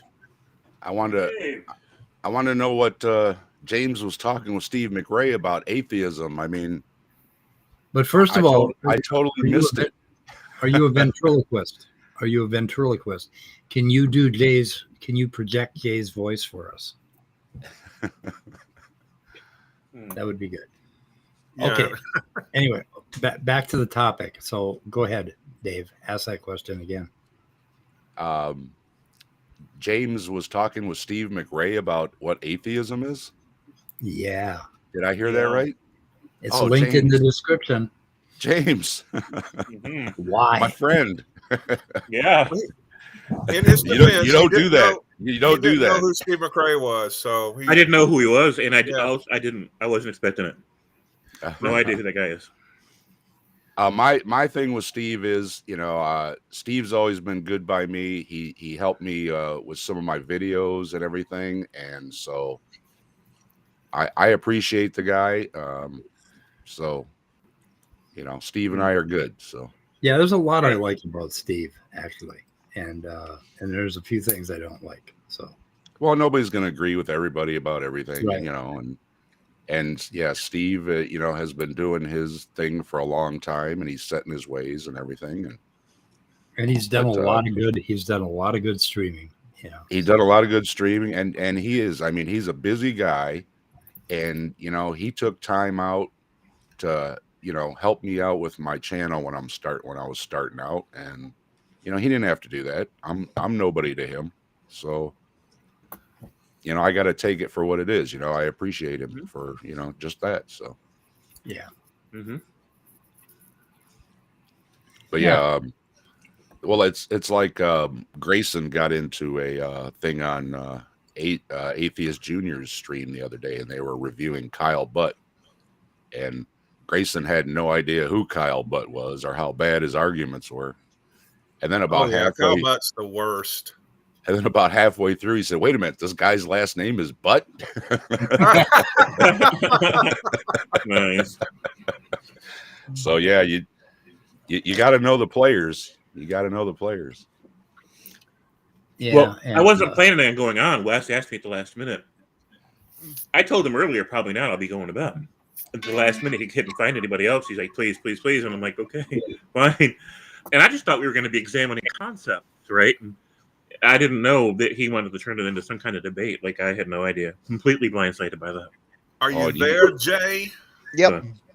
Yay! Hey, Jay. It doesn't seem to like Realtek audio drivers for some reason. hang on a second, guys. I got a phone call that won't go away. Okay. I've never used this Restream shit. Yeah, Restream's a little different, but it's so far it's been okay, except for that one little. Yeah, it worked fine. It works fine with my Corsair headset. Picked it right up, but for some reason, like I went through and checked several options with the Realtek drivers or with the Realtek options that were showing up, but it wasn't picking up the mic for some reason. It's weird. I haven't had any problems going across different mediums so far. So maybe I'm just getting lucky. Yeah, that was weird. I've often wanted to risk trying to get on through my iPhone, but I just never do. I'm always near a laptop. But do these streaming platforms work okay with mobile devices, or is it just a whole host of problems? Well, I've used StreamYard. The StreamYard is the only one I've ever used for my phone. You can't share other video out or anything like that if you do StreamYard from your phone. But as for like just doing general chat, it's a bit of a learning curve to it, but it works all right. At least on Android. I'm not sure about iPhone. Yeah. Maya's everything is a debate with Steve, and Steve's always the victim. Mm-hmm. I don't even watch. I don't even listen to Steve's stuff. I'm too busy going around down like stupid freaking theist rabbit holes and shit. I must have come in just right at the end of that channel. Skeptic, is it? Oh, what was his channel or the channel he shared with that guy? Non-sec show. Non-sequitur. I've saw a couple of debates on the non-sequitur, so I must have seen one of them on there sometime. There was a debate between the guy who from Harvard with the PhD who wrote Traced and that other book, and a pretty good Nathaniel Jensen. Yeah, Jensen, and I forget the other guy. I wish I'd remembered him, but and then after that, that's all I ever knew of that channel. And then all of a sudden, there was this guy named Steve McRae who was having a dispute with somebody, and well, then there was the First Amendment auditor that he had on there and was singing this guy's praises, and then come to find out he's like a double convicted rapist. Oh yeah. No wonder he doesn't like the law. Wow. And people were like, dude, do you know this guy he's actually been like, and one of the things that he was actually charged with was impersonating a police officer to get one of his victims. Ooh. Yeah. Yeah, I can't remember something Earl Warren or something goofy like that. It sounded very southeast. Let's just put it that way, or Texas. But yeah, I there was a lot of shit over that, and I remember that went on for a long, long time. I was like, okay, and then once Kyle basically stole the show, quote unquote. Wow. Stole the fucking Well, fucking the lesson fucking is riot. whenever money comes into anything, get it on paper. Doesn't matter if it's your best friend or your brother or your mother. It doesn't matter. Steve preferred the old I spit in my hand and you spit in your hand and we shake on it kind of. It's like, dude, no, these aren't treehouse rules, buddy. Yep. It's business, and yeah, business is business, you know. Right. I used to do some side jobs working on people's cars, and it was business. I don't care if you're my friend or not. You pay me, you know. Is this oh, that is the private chat. Is that the comment or the private chat? What's the private chat? Oh, yeah, okay, never mind. I see my brother's here this morning. He's giving us a howdy. Yeah, Hello, but Jefferson. Why don't you hit that link? I was like what Scott was saying, you know, right when I heard about the Non Sequitur show is when I was first on YouTube and everything. It's, oh, you got to go check out the Non Sequitur. And as soon as maybe saw a couple episodes, then everything kind of hit the fan. Yeah, it must have fallen apart around 2010. Yeah. No. Right, It was like before the pandemic. Okay. Yeah, it was 20 because I mean I didn't start out here on YouTube and stuff until like 2017. Okay. Doing these kind of stuff, and yeah, that was like 2019, 2018, somewhere in there. The best episode on the non-sec, from what I saw, was Steve McRae and Kyle. Who was the one guy that produced for them? He was down in Florida, real smart guy. I'm blanking on his name. He died a couple years back. I'm trying to remember his name. I always had a hard time finding a place to live and finding a job. Oh, Jesus. No. Jesus was just lazy. He was already trained. He was already a skilled carpenter. He just didn't want to get his hands dirty. Like many others, he thought he could make more money preaching. Yep. Yeah, it's like, man, I got to get on this preaching racket. This shit's lucrative. That Joel Many Osteen's a preacher has felt the call of God from the southbound end of a northbound mule. Yeah, God has shown me what Joel Osteen makes, and it is good. It is good. Right. But they had Aaron Ra on, and there was a challenge made, and I'm sure you guys are familiar with these two names, Standing for Truth and Raw Matt. Ugh. And it was about, as usual, like young Earth creationism. Donnie Deals. Yeah. Donnie Deals. And I remember it was set up as a challenge for Standing for Truth. Well, not really a challenge, but like Standing for Truth and Raw Matt were going to come in, and they could just basically ask a bunch of questions to Aaron Ra and see what they get, kind of thing, right? And for some reason, something got screwed up, and Standing for Truth ducked out. She just supposedly he was working. He never showed up. The first Raw Matt's like, oh, he's showing up, and then he didn't show up. Oh, he's working. Oh, wait, he's done. Oh, wait, he's not showing. And so Raw Matt got stuck there on his own. Raw Matt was like hardly had anything to say. And then if he did say something, Aaron was right on it. And he didn't jump down his throat. He was just like, no, that's completely wrong. Why do you guys keep doing that? Yeah, it was really cool because I mean, it was like Aaron was just basically continually shoving a sock down Raw Matt's throat. You're gonna be choking on this for a while. Welcome, Jefferson.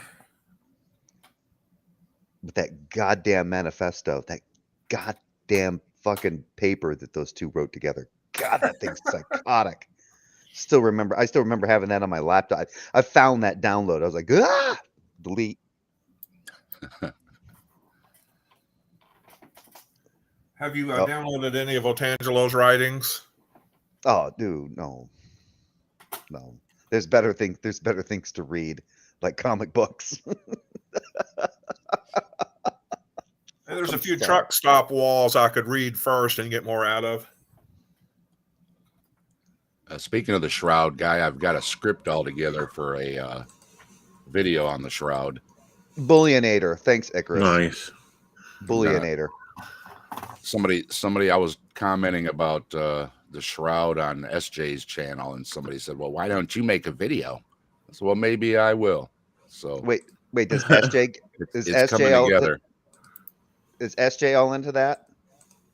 Oh yeah, SJ, Oh my gosh. she's way far more right than Rebecca in the crowd is. Yeah.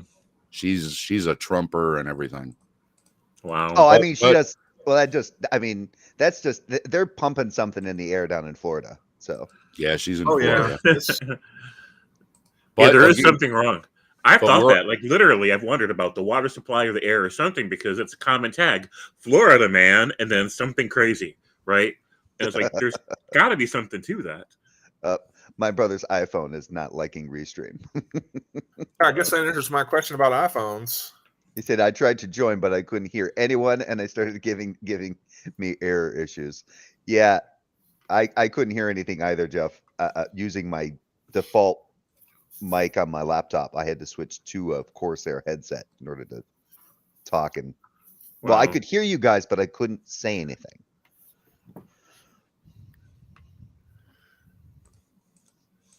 I think why is he using this and not StreamYard?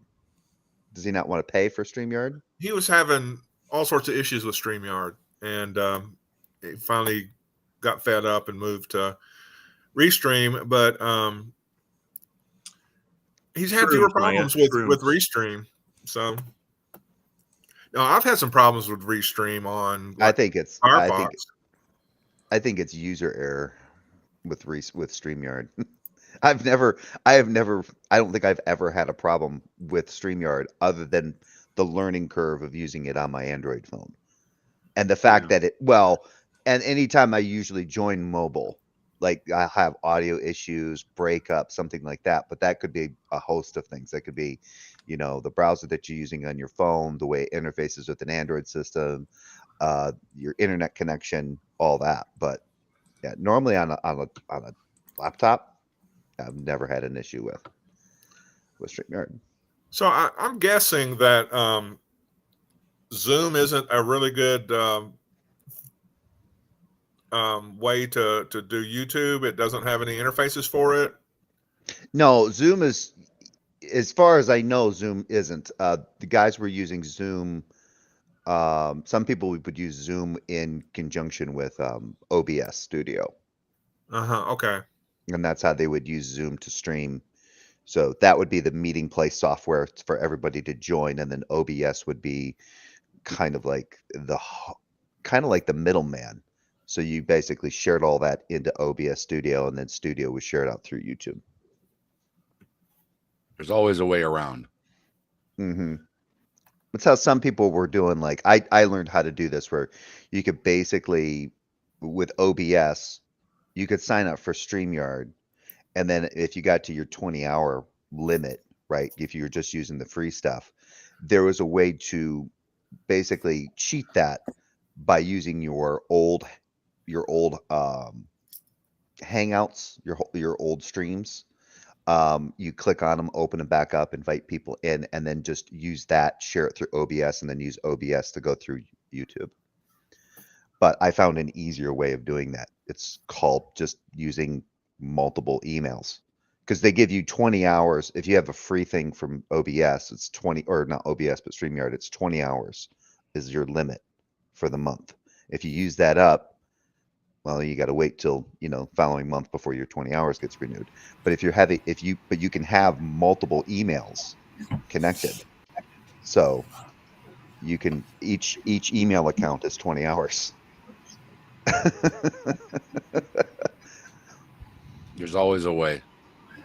Where there's a will, there's a way. Hey, And boys even and if girls. And even if you're connected, like, so if I use my original, I've got a channel name called Smoking Dumpster. So if I run out of my 20 hours using this one here, I can switch over, use the Smoking Dumpster email address, and then it'll say, what YouTube account do you want to attach this to? And then I just click on my Jay Pasick channel, and it works just fine. And then I can use my personal email that way. Hell, you can I can just make sock accounts and use it the same way, as long as it has an email account. Wow. So what Trying to do deep- anything on my phone just irritates me. So I do everything on my PC where Yeah, I don't like using a fucking phone. The screen's too small. I've got two 55-inch monitors. I'm not going down to my phone, which is 3 inches across. Yeah, that too. Yeah. Yeah, I got a 32 sitting in front of me. You go to the phone, you're like, my old eyeballs. I can't imagine doing computing on two 55-inch screens, because I use an old picture. I got a 42. The basically what I use as a monitor for my desktop in the other room is a 42-inch Westinghouse, and it's big enough when you're sitting at a desk. On my Windows computer, I have three 40-inch monitors, and on this one, I got two 55s. So, and I'm thinking about adding a third, but I can't figure out where the fuck to put it. I'm gonna have to hang it from the ceiling. So, this just seems a bit much. Well, I got a 30. I got a 32 and a 22. So my friends actually have nicknamed me a bit much. Well, yeah. Your history of your way of of hobbies. Yeah, that always did seem to be a bit much. Yeah, when I smoked 6 packs a day. I didn't smoke fucking 4 packs like some fucking lightweights. Yeah, fuck Patrick Swayze, that piece of shit. He was only at 3 packs a day. Fucking pussy. Nobody likes a quitter. Right. Just kidding. Patrick Swayze was a great man. Yeah, now we're going to get a lot of hate comments about Patrick Swayze. Bring them on, because the more comments, the more the algorithm works for us. Oh, Gurmania. Is there a homeschool convention going on here or something? I know you're desperate to belong somewhere, Gur, but you may have to find someplace else. I'm just kidding. That poor man. He is so desperate for attention. Mrs. Gur's not home. When the cat's away. I'm trying to get you a picture. I tell you one thing. Maynard says 2 months no cigarettes. I can tell you right now that when you get off cigarettes, like the first time I quit smoking for like 6 months, your mind becomes very attuned to the amount of time that's passing, because you start to go, God damn, has it been that long? Yes. Son of a bitch, give me a fucking smoke. It's like, I just want a dopamine hit, you foul bastards. Yeah. It is horrible. I don't know if this is a good picture or not. Let's see if it's a good picture. I'll tell you one thing. I tried something last night. I tried an edible that's made with a particular indica strain. Man, that sucker makes you sleepy. So then I woke up this morning. Man, I slept really good. And then I went over, got into my stash, and grabbed a good old fashioned edible made with green crack strain. So I'm feeling great. So anyway, Jay, that's what 255s look like. Oh yeah, fuck yeah, that's awesome. That's nuts. The thing is, long ago there were big screens like that, and a lot of accountants would use these huge, tall, and wide screens to, I guess, keep up with spreadsheets and things like that. Oh yeah. I've been wanting to do double monitors in my room, but I need to have a different wall mount. One of those wall mounts that accommodates 2 monitors. So Yeah, my library, we got a 40-inch on a wall mount, but and I used to have a Mac in there, but that Mac went to hell. But I would like to get these two things on wall mounts, but fucking, you can imagine the size bolts I would have to use to move these around in space. I don't know, it'd be a bit because these are heavy. So, Yeah, but I wonder if having a sitting double in, monitor is the way to go, especially if you're going to do streaming and stuff. yeah. So I'm 6 inches from these two 55-inch monitors, and I spend a good part of my day in front of them. And we're gonna find out whether or not it actually does fucking fry your brain. it's like you're living with horse blinders on. Digital horse blinders. That's all you see. You're sitting in that. You're like literally in the slot. Yeah, and then I fill them with Cell Cordova, doing videos. You can Oh, imagine, oh my god, that's like I just got an image of freaking Clockwork Orange where they have his eyes double propped Cell, open. double Cordova. It's double Ah, Cordova. cobras. Did y'all notice on the debate he did with Rebecca versus Grayson and Leo that he had a lot of cartoony designs in his presentation, like Batman and a cartoon cop. He's making it. It's for when he takes a trip to the science museum and he's got his presentation for the kids. Yeah, yeah, and he tried to be funny with shift happens, and that's not going to go over too well, I don't think. And I think he's aiming everything towards kids, or since he's going to the Creation Museum, to adults who have the mentality of kids. Yeah. But yeah. So him and Rebecca did 2 videos, and all they were doing is congratulating themselves about how they really trounced Leo and Grayson, and they really just, oh my god, we just slaughtered them, and they have this club of 2, right? And everybody in the club agrees that they slaughtered them. yeah. What do they call that when people get a false sense of accomplishment? Christianity. Creationism. Why? Dunning-Kruger. And I thought Dunning-Kruger. Dunning-Kruger. Yeah, there you go. Yeah, Dunning-Kruger. Yeah, it could be part of Dunning-Kruger. Yeah. Oh my god. Well, YEC gets their history from the Flintstones, so they like using cartoons to Hanna-Barbera or good men. So Cell actually used the argument that if you get stopped for speeding, that you could you don't go to the cop and say, oh, well, the universe was expanding, I wasn't really moving away that fast. And I mean, that anybody who grasps the concept of expansion and why we don't notice expansion if you're just dealing with a half a mile away, right? I mean, it's just like, it's so fucking stupid. And Leo and Grayson did not jump on him about that, I don't think, and they should have, because that is just a really stupid argument. And he did it. Like, he's supposed to be a physicist, and he should fucking know that he's trying to entertain kids, and that was just a practice forum for him. He's going after the kids, guys. He's going after the kids. He wants to be the disinformation czar for. I gotta send you a clip. I don't know if you guys are familiar with the atheist. I think what are they called? Atheist debate. It used to be called Clubhouse debates. I think now it's just called atheist discussions. But anyway, there's one on there. There's a clip on there from a person that hangs around a Discord and on Clubhouse. He goes by the name Barthology. Okay.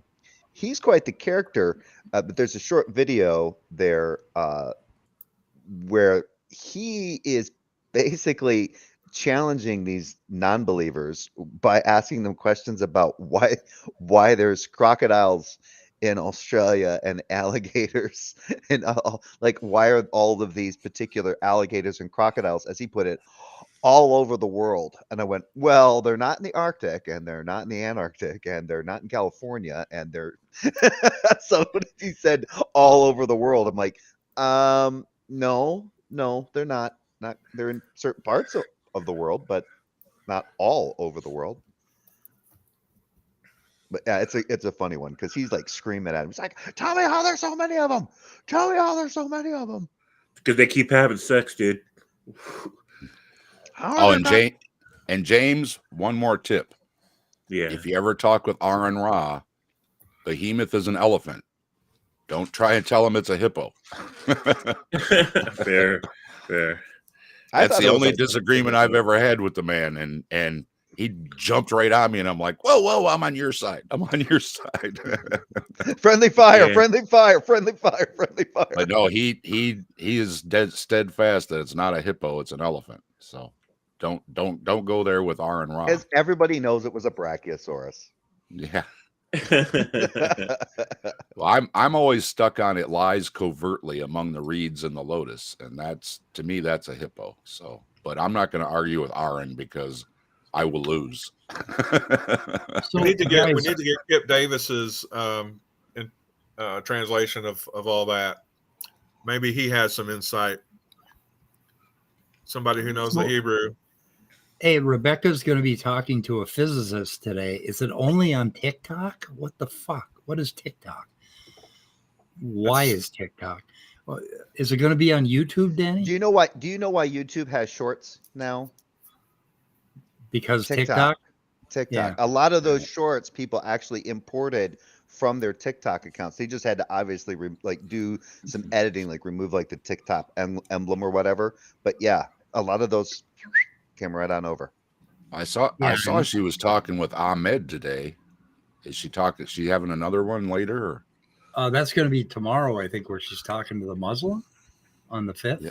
Oh, no. Is that tomorrow? Yeah. Okay. Yeah, but no, this Blitz thing, she was going to talk to a PhD physicist about expansion, I think. And I really want to see it. So, Danny, do you have any idea? Is it on YouTube? Or how can we see this? He can probably stream. He could probably stream it if he was able to, if he had the time. Yeah, that would be great. Because Danny does like a call-in thing on TikTok where he has people challenge him, and then he streams it on YouTube. Yeah. So is Blitz an atheist, or is he just Rebecca's gonna show him off as a believer physicist? I don't think he's a believer, but whether or not he's a believer, I don't think he'd be a young creationist. Oh, Skyworks is saying physicalist, not physicist.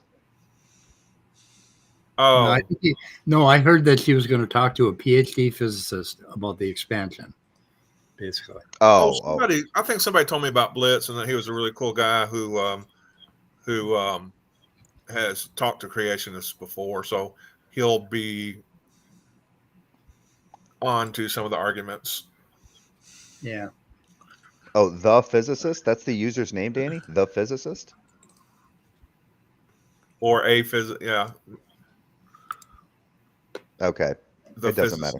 They're gonna probably, well, maybe I'm being a little snotty because of I've had my vitamins this morning, but I just see the looks of just pure brain drain. Just yeah.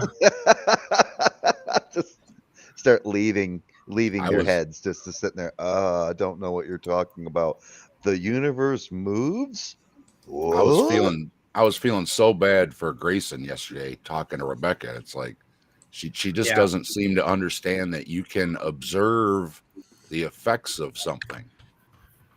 You don't have to observe the actual thing. And she keeps saying that's circular, and it's like they haven't observed dark matter. They haven't observed dark matter, so it can't possibly exist. Well, how does she?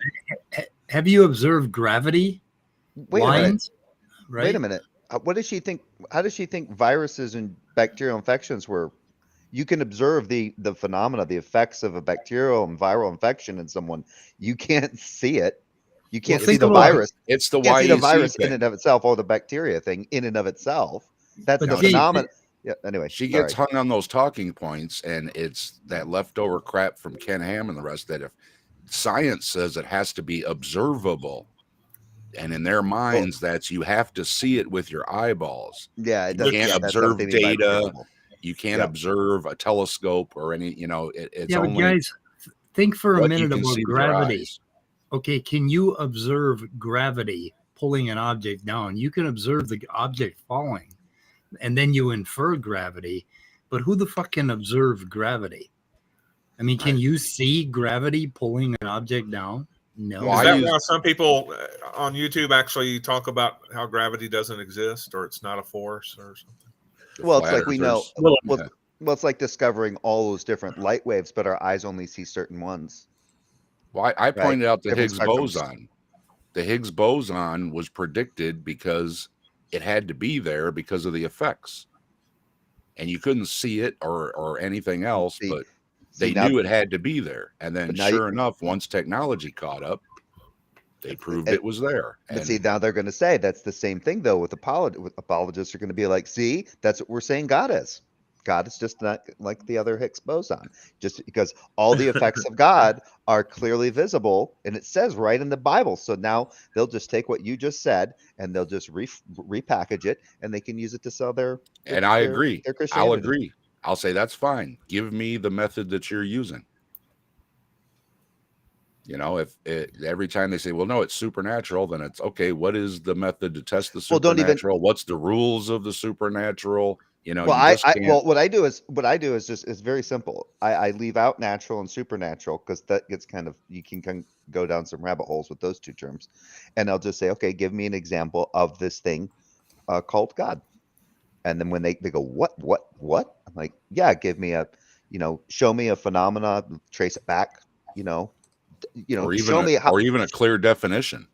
Show me define God. Yeah, show me how that works, because there's more than just the salvation thing. There's also this creation aspect, right? There's this God physically creating reality, or speaking into existence in some way, shape, or form. And I want to know how that's done. And when they go, whoa, well, we don't have anything like that. And you go, yeah, that's problematic. Right.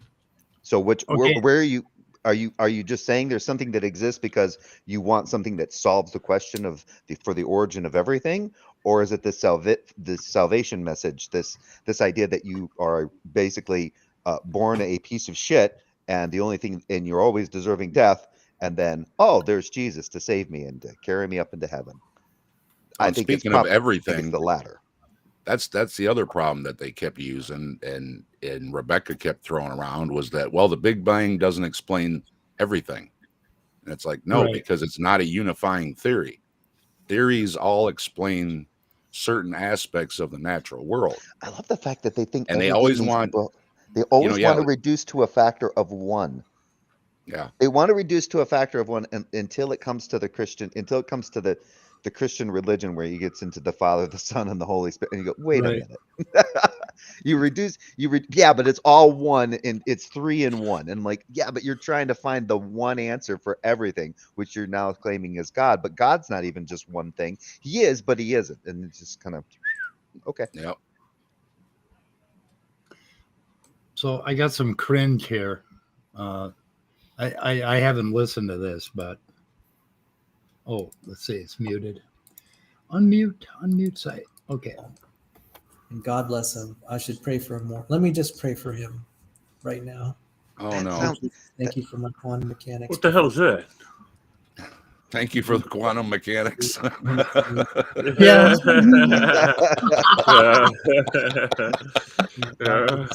Thank you for the. I know this isn't Otangelo, but thank you for that shroud. Thank you so much for that shroud. Jesus, that looked like he was having a really good hair day when they buried him.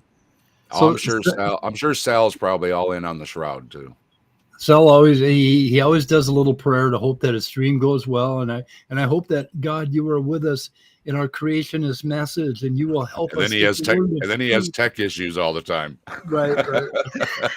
And dear Jesus, please come into my life and stop me from clicking on that incognito mode on Google and going to Pornhub.com. Yeah. Speaking of going around, Jay, you want to know a go around guy? There's Sal. He was doing a stream one day where he was using his phone as his mic and his camera that was going through his computer, and then he was trying to screen share and nothing was working.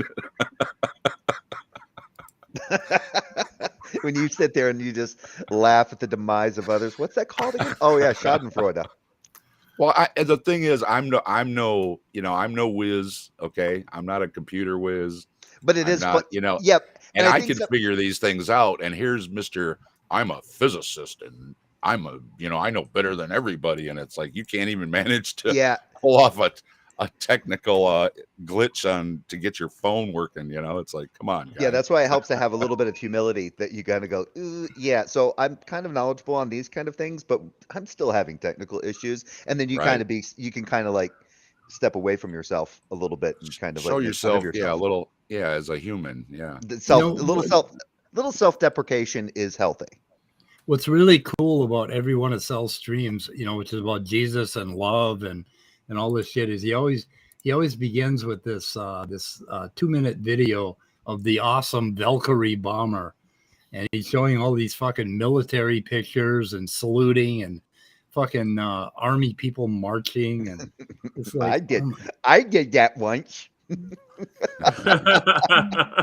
They trained me real good how to walk in step with somebody and sync, and it was great. And then when I was really, really good, they'd give me an extra day off. He needs a bunch of those big fancy medals like the North Korean generals have pinned all over themselves. Those big diggly things. Yeah. Those things are so goddamn. It's like, what are we? What did you guys didn't get enough of the Victorian era? You had to fucking transit. It's so gaudy. Just stick They to are. the ribbons, you fucking twats. Vanity knows no bounds. oh my god. Sorry, I was in the army. So. Yeah, and then usually he has a picture of himself in his military uniform, you know, looking. Oh my god, it's so cringe. I just can't fucking believe it. And speaking of being a little self-deprecating, if I start saying anything that just starts to just completely not make fucking sense, or I get stuck on a particular word usage, let me know, because yeah, my vitamins kicking in hard. Your vitamin? Oh, the vitamin. Oh, okay. Yeah, the vitamin Yeah. of the green crack variety. Vitamin I T. I found some vitamins. I'll tell you about it sometime, Jay. Oh, okay. Yep. I can't. that would be I can't do edibles. They just make me melt into a chair and make me worthless. So. Oh well, those are the indica ones. If they're the sativa ones, I've got a tincture. I take 5 drops of that, and you put that in an energy drink, not an energy drink. No, that'd be retarded. I put it in like a meal replacement shake. That is like, to me, it's like all the benefits. Have you ever had so much coffee that you? I mean, obviously it'll make you jittery and shit, but you get that head euphoria. You kind of get this euphoric. That's what this particular sativa does, without the jitters, without the adrenal kick. Wow. But your brain is just like, wow. So it's like, I'm like, how could anybody do more? Like, I've done up to 7 drops, and it is, I mean, it's a stimulant. That sucker will wake your fucking ass up. I gotta stay away from that shit. I'm a real bad stimulant addict. Well, I mean, because like some What? people say, like this one green crack, they'll be like, oh, green crack, that thing's really excitable. Watch out if you have anxiety. I do have anxiety, and green crack calms me down. And they'll go, that's one of the strongest ones that you can get. Bullshit. That tincture, that's the strongest sativa. That one can make me almost hyper aggressive. That sucker just jacks you up. Is that what they call the syrup? Tincture. One of the nicknames for it. A buddy of mine just said, yeah, he went to the store and he got some syrup and some mushrooms. And he said he was gonna get comfortable for the evening. And I was like, yeah. Comfortable, right? Syrup might be something different. I know they sell syrups like as kind of like syrups that are CBD and THC enhanced. It's some kind of concentrated stuff. So back in 74, I started. I just got out of treatment for meth and alcohol addiction, and I started taking B vitamins and a bunch of other supplements. And I decided, well, you know, the prescribed dose is like 1 capsule, so I'm going to take like 10 of them. So I was like fucking downing all these supplements, and I actually lost my job because I was so fucked up from just fucking over-the-counter vitamins and shit. What the fuck were you taking? Well, I was taking fucking handfuls of fucking vitamins, right? You must have had He must have had like rainbow colored shit and neon green piss. Oh fuck yeah! It was It's like, like yeah. Fucking peeing was like an intense experience because of the Oh! colors. The colors, like man. the vitamin C craze when everybody was eating all the Yeah. vitamin C's and not realizing your body doesn't store it. Getting, Well, getting, You and know, when you get, I've never yeah, and when understood. I've never you guys understood why people just read the label and take that many. I've always like multiplied it by at least 10. You know, and it's like, yeah, that's not a good idea with vitamin A. yeah, I was fucking Might be- ingesting, vitamin might A, be, vitamin might be, D. might be an interesting thing if you give that, because I think it's if doses up to 100,000. I think it's 100,000 IUs of vitamin A that will bring on, like, for if a woman is pregnant, that will fuck up a fetus. Yeah, Mm. I think I was probably doing about 1 trillion fucking units of. Just mainlining You're gonna- calcium and shit. You're gonna be preserved like a Twinkie, Mike. See, there's a reason why I don't like, when it comes to, for some reasons, like when it comes to alcohol is one of those things that once I start, it's like I couldn't have 5 bottles of wine hanging around my house. Right, They would I be can. gone in a week. They would be I gone. can. in They a have weekend. dust on them. Yeah, a not me. week, a week. So, but with when it comes to cannabis, no, I don't have that. I don't have that issue. I can take Yeah, like it's not- 5 or 6 milligrams, and then that'll last me about an hour and a half, and then I'll go back and take another. Because like I'll get 10 milligram. I just get 10 milligram gummies, and sometimes if I don't feel like that hard of a hit, sometimes I'll cut them into thirds, or excuse me, with a 10 I'll cut them in half, and then I have these other ones that are 25 milligram. And those I'll either cut into thirds or I can cut into quarters. But yeah, I can't do like some people I know, they're like, yeah, man, if you get like an edible, you get like a chocolate bar with 100 milligrams of THC in it, just down that bitch. I'm like, no, I'd be curled up in a corner dying. There's no way. I cannot imagine doing 100 milligrams of THC at one time. That's just Yeah, fucking marijuana insane. has a real low psychological addiction. Mushrooms even lower yet. It's like something like a fraction of a fucking percent of the population would become psychologically addicted. Marijuana is a little higher. I know a few friends that seem to be psychologically addicted to it, but Yeah, it didn't really affect their lives all that much. yeah, there does seem to be more of a psychological addiction when it comes to cannabis, and not necessarily a physiological one. It's like you Yeah. can just kind of like, but maybe there might be a little bit of, but well, there obviously would be some physiological by psycho, the person being Yeah. stressed out or whatever. But fucking psychedelics, like heavy psychedelics like LSD and mushrooms, nobody could withstand being like psychologically addicted to that shit, because you would just emotionally get wrung out too fast.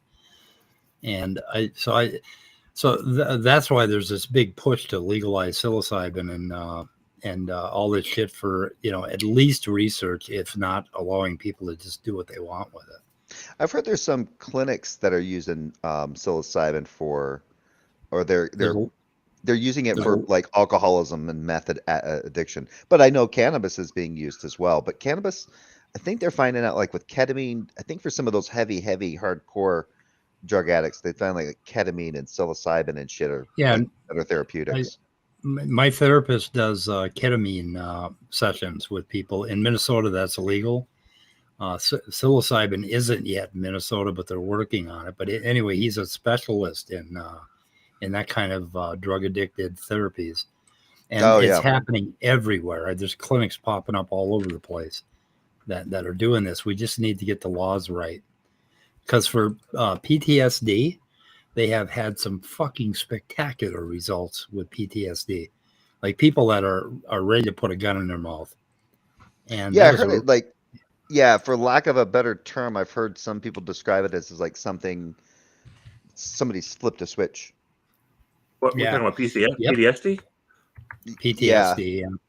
Yeah, it's ruining my life. Yeah, like one dose, and people have said they've completely got over their PTSD.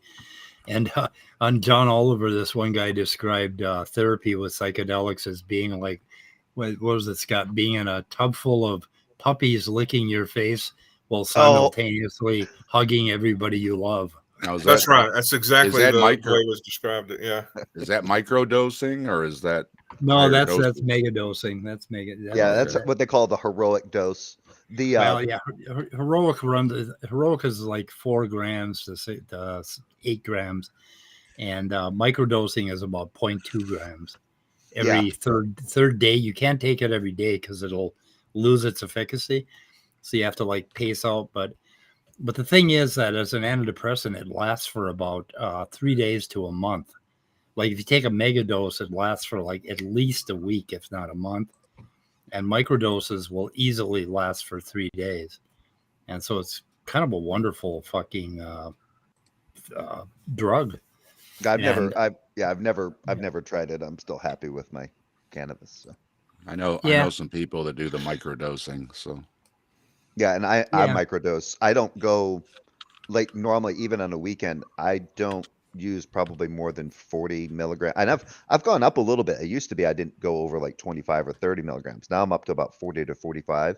But that's if I stay consistently relaxed from basically the start of my day to when I go to bed. and nobody pisses me off. Well, or if I'm somebody out to ruin the day, it's like, or if I get out or of if my I'm way. or if I'm on a particular sativa and all of a sudden it seems like, man, for some reason I'm really focused on bullshit today on the internet. And we'll have the TV going and I'll have like 2 live streams from 2 channels going and I'm like keeping track of both of them and shit because I'm just wired. It's like it's all I can say is there's some sativas some people say, there's not that big of a difference between certain strains. That's bullshit. There is a couple strains that I have taken where they basically the effect, because I have tried it, is just like Adderall. Wow. Just like Adderall. In fact, that Emerald Jack tincture that I have is very similar to Adderall.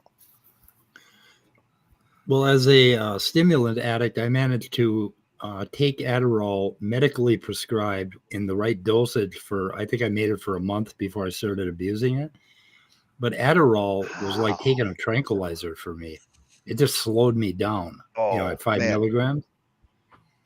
But if I did 15 milligrams, I was like fucking speeding. So I don't know what the lowest dose of Adderall is. 5 milligrams. Is it 5? I think I took one of those, and this was years ago, and I played a particular video game, race driving video game, for like 9 hours fucking straight. Just you in can the focus. zone. And but sweating buckets. Oh, you were speeding. So you probably don't have ADHD. Is that accurate? It wouldn't seem to be the case. Well, see, they thought my wife had ADHD, and from doing a little survey, they said, okay, we'll try you out on the smallest dose of ADHD. So she took an ADHD. She about had a panic attack from it. And I'm like, something tells me you might be attention deficit, but not attention deficit with a hyperactivity. If you're truly ADHD and you take a very low dose of a stimulant, it will actually slow you down. It does the opposite of what a stimulant does. Yeah, my wife's friend Carrie, she is a special ed teacher, I believe, still, and she has ADHD, and she had a student that was forgot to take their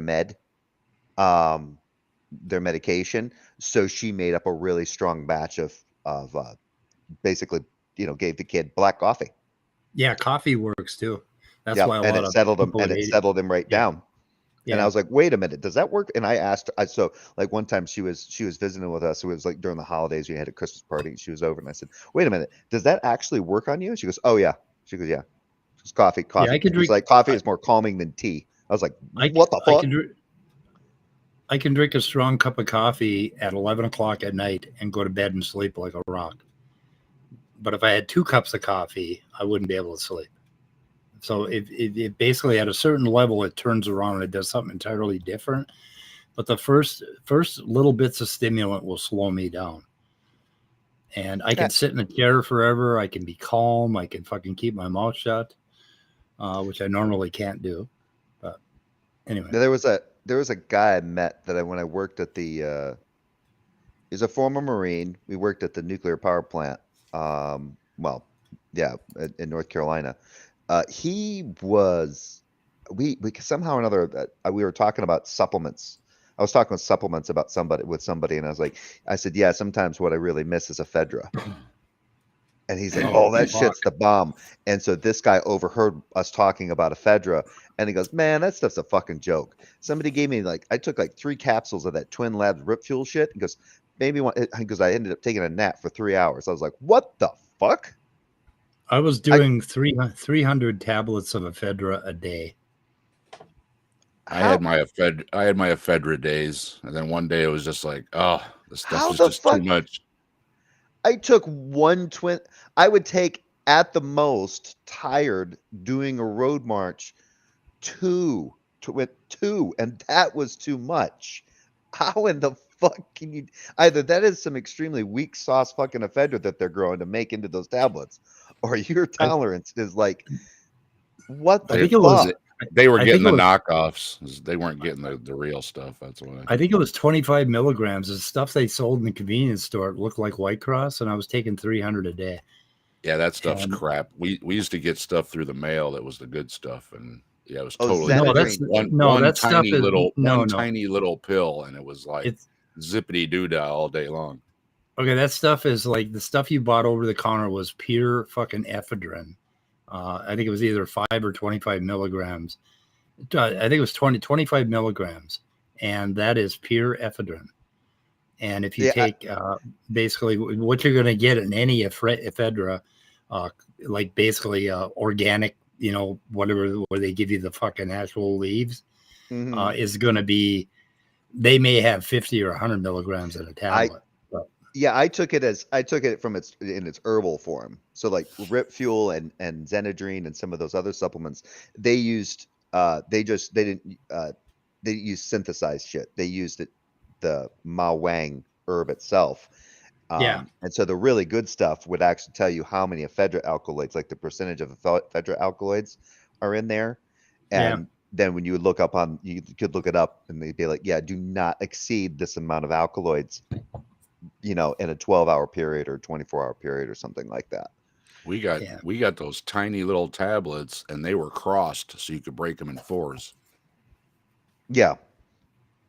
Because I remember hearing about the kid that one of the reasons that they were pushing to kind of kick ephedra out of supplements, and drinks and stuff like that was that one of the cases was this kid that was playing. It was one of my favorite. It's the kid took 11 Rip Fuel tablets before basketball practice, and I'm like, dude. Yeah. And he died. He went into cardiac arrest. Yeah. And I'm like, yeah, how? And that was when I heard this news report, and this was years ago. When I heard that report, I looked at my wife and I went, how does someone take 11 of these things? How? Yeah, the thing is, you build tolerance to them real rapidly. If I'd taken 300, that's 7.5 grams of pure ephedrine. If I'd taken that without any tolerance, it would have dropped me dead as a fucking, I was dropped dead immediately. But Yeah, I built maybe up a tolerance to them. So yeah, maybe it's me. I don't, like I said, I've been steadily kind of microdosing with cannabis since about 2019. And I have not built any tolerance. Just a little bit more. Now, it's after this many years, I started it. I could feel, I still can. If you give me one of those little, they sell these little lozenges that are 2.5 milligrams of THC, I can feel those still. Yeah, THC has no tolerance. You don't build tolerance with THC, to the best of my knowledge. I could be wrong, but you don't build it. But with psilocybin, my brother-in-law's got a killer. I don't know if that's resistance or not, but he can. He used to smoke an ounce a week. Wow. Maybe you build it up over time, but there's no real tolerance curve on THC like there is with psilocybin and LSD. If you take LSD one day, you take it the next day, it isn't going to have hardly any effect on you. The same dosage. Leo disagrees. He says, yeah, to some extent. He says, yes, you do build tolerance with THC. It's just not much. Yeah, so you could build it over time, maybe. So, something Yeah, and like that. he's been a consumer. My brother-in-law has consumed it for decades. I myself, you know, Well, alcohol is the years. same way. You don't build tolerance to alcohol, but over time you can get so that you can drink more and more and more and not, not feel the same effects, but it takes a long fucking time. So it's not a real tolerance curve like pharmaceuticals have. Yeah, my problem with drinking now is if I drink too much in the following day, it's not so much the hangover anymore, but that still sometimes happens. It's the goddamn pain, the inflammation. I get inflamed from drinking that much beer. Yeah. Yeah, hangovers disappeared for me at around age probably 35, no 30. They totally disappeared. I never had a hangover after that.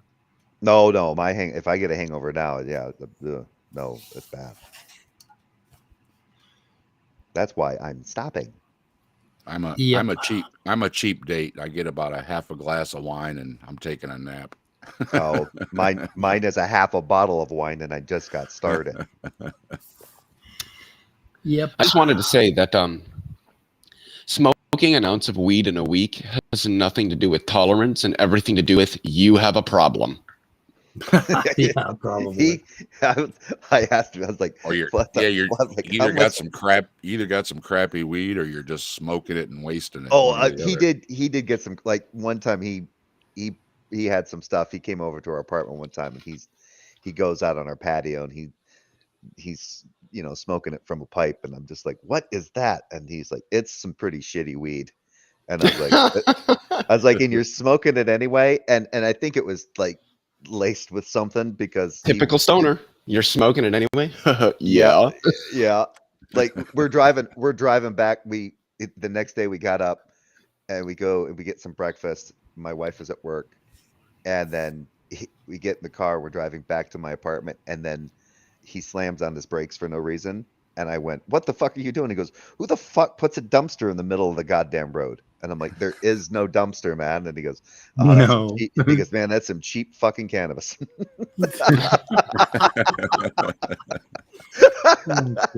I had a couple of buddies that got really, really high one night, and they said like the weed had to have been laced with something because they were laying up in my one buddy's room getting ready to pass out, and both of them saw like some clown-headed guy like pop his head out from the floor, and I'm gonna change their names.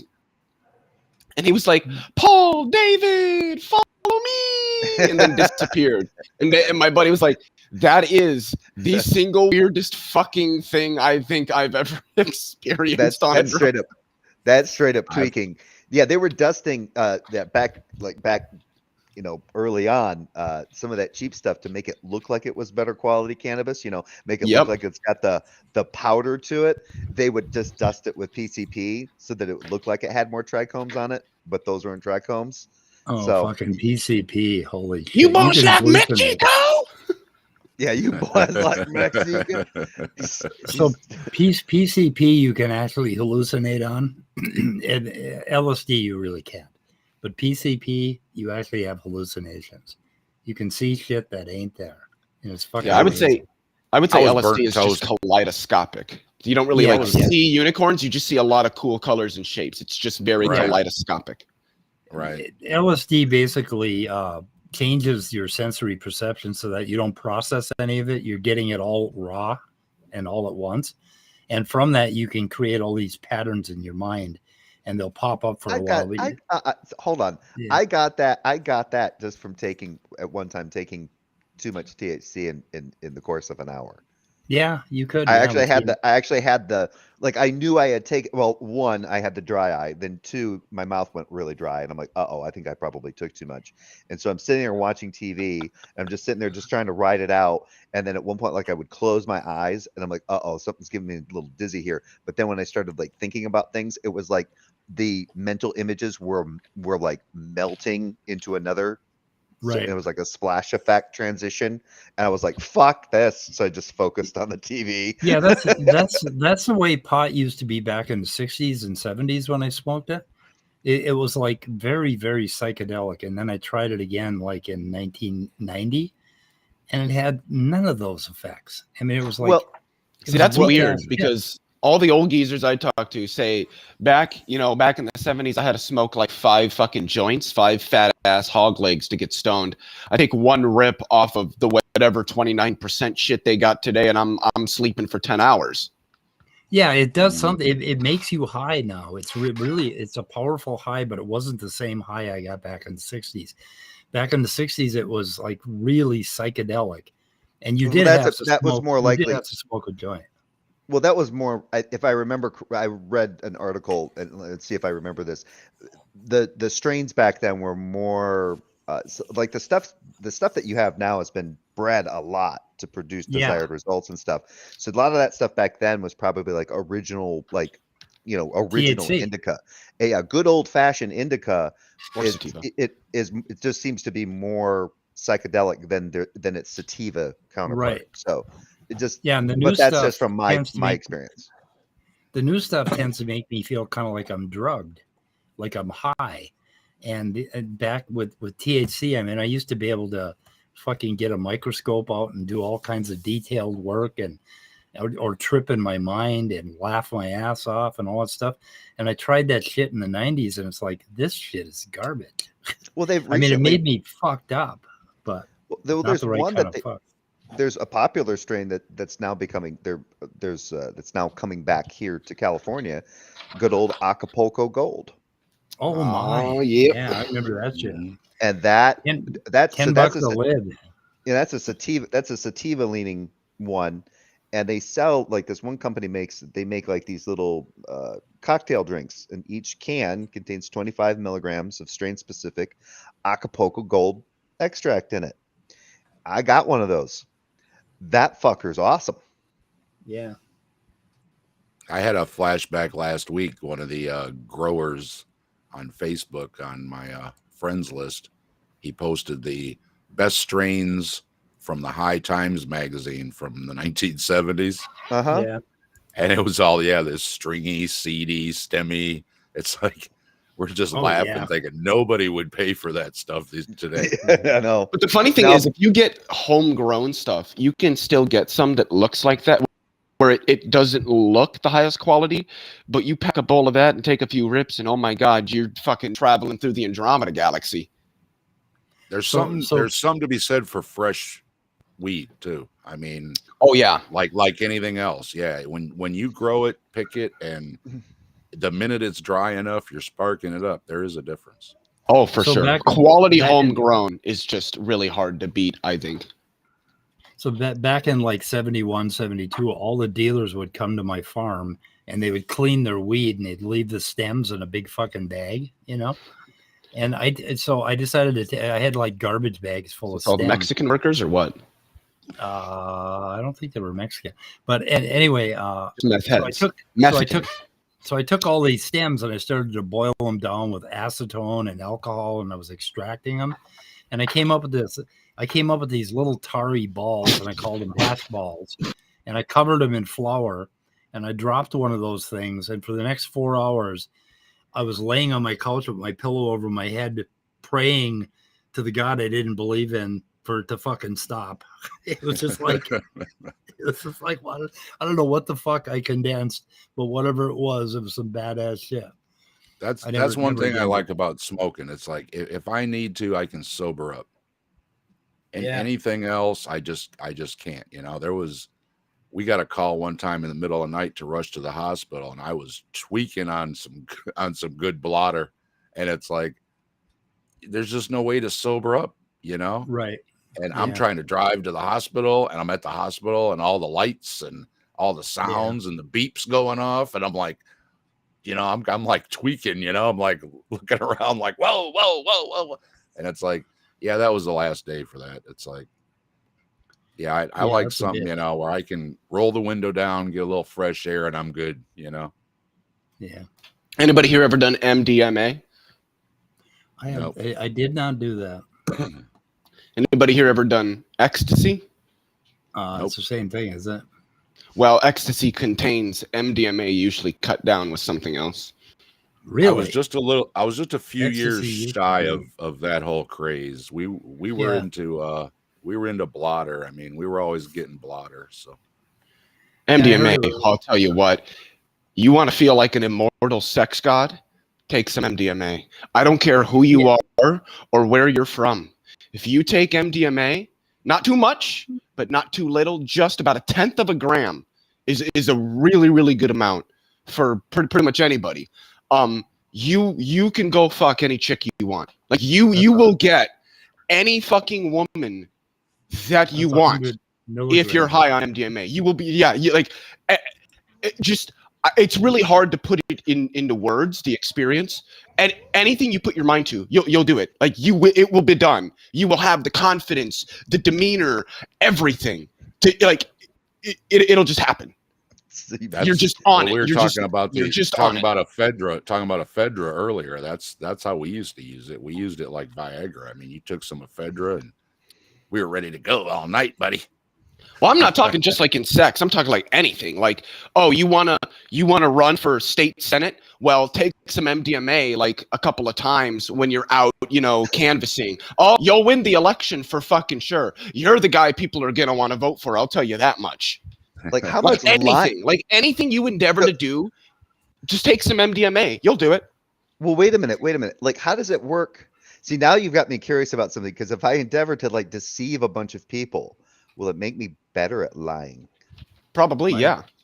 And then whether or not, and then to test that, hook me up to a lie detector machine and see what happens. The problem I had with ecstasy is I only observed people doing it. I was sober before it became popular in our circle, and I didn't like the looks. It looked like a combination of amphetamines and LSD, and I didn't like the crashy effect that I saw. Well, MDMA is an amphetamine, but you don't really crash per se on MDMA. The come down is just like being like having a really chill, stony high. Really? Yeah. The people that I watched do it crashed really hard. I mean, this Crystal, we had this teenager living with us, and she would come home and she'd be chewing her lips and crying her eyes out, and just fucking. She was just like fucking. She melted down emotionally when she came off. The 2 or 3 times we did it over the span of couple weeks actually. It was just me, my sister, and a good friend of mine, a good friend of ours. But we never. I mean, you can get things like crashes and mood swings after, for a few days or a week or something like that. But I do know, and this was, I haven't been able to find the article again, but it was from the Multidisciplinary Association for Psychedelic Studies, also called the MAPS. And this is also echoed on the Wikipedia page on MDMA. When taken a limited number of times in moderate doses, it poses no short-term or long-term risks to human health. Yeah, I would probably agree with that. I'm trying to fucking blow this up here.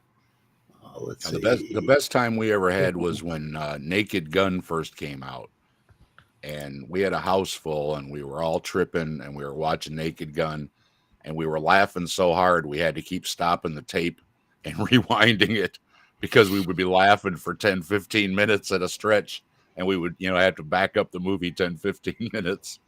That was that was a fun night. You see that you see that on the left, there's those 2 oxygens basically in a ring. Well, if you cut those off, if you cut that whole pentagon off on the left, that is amphetamine. So it has both an amphetamine and a psychedelic effect. And the psychedelic... Well, MDMA is an amphetamine. Yeah, that's methamphetamine. If you cut methylene dioxymethylamphetamine. If you cut those 2 oxygens and that carbon off on the left, you will end up with methamphetamine. So that's the molecular structure. Methamphetamine is a crude recreation of methylene dioxymethylamphetamine, which is MDMA. No, what meth heads are trying to make, what the whole point was to try to recreate MDMA. It's just an extremely crude recreation that can produce a lot of the result, but it's not the same thing as MDMA. Amphetamine came first, basically. It's no, it didn't. No, it didn't. I've looked at the history of this. No. Methamphetamine was originally synthesized from MDMA, which was first synthesized in a lab.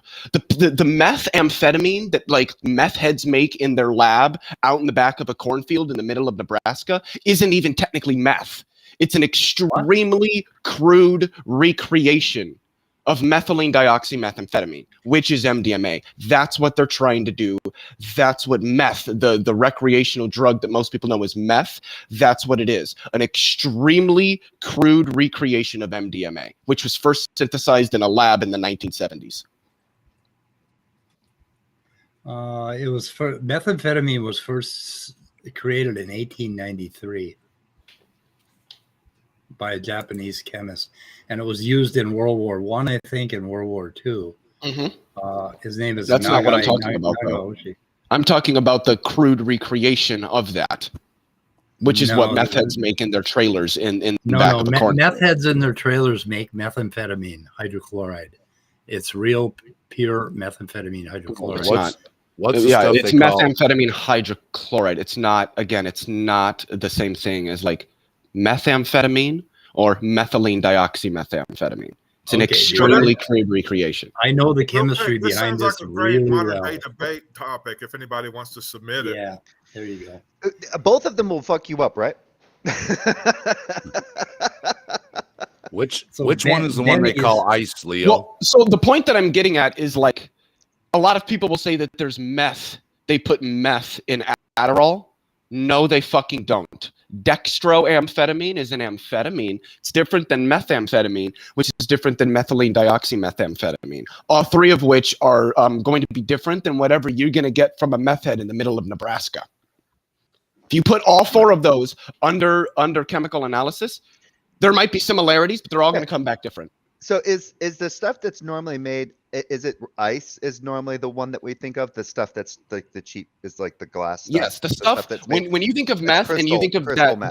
that Nebraska person in the trailer in the back of a cornfield with no crystal teeth. meth. Yeah, crystal meth. That's like similar to methamphetamine, but it's an extremely crude recreation of it. These are a bunch of druggies trying to recreate like a lab synthesized drug. The shit that Hitler was giving his soldiers was not the same thing as what people in their trailers in Nebraska were making. It's not. You're insulting the guy that lived in a trailer park that made crystal meth. I was actually one of those people, and I assure you, it was fucking actual methamphetamine hydrochloride.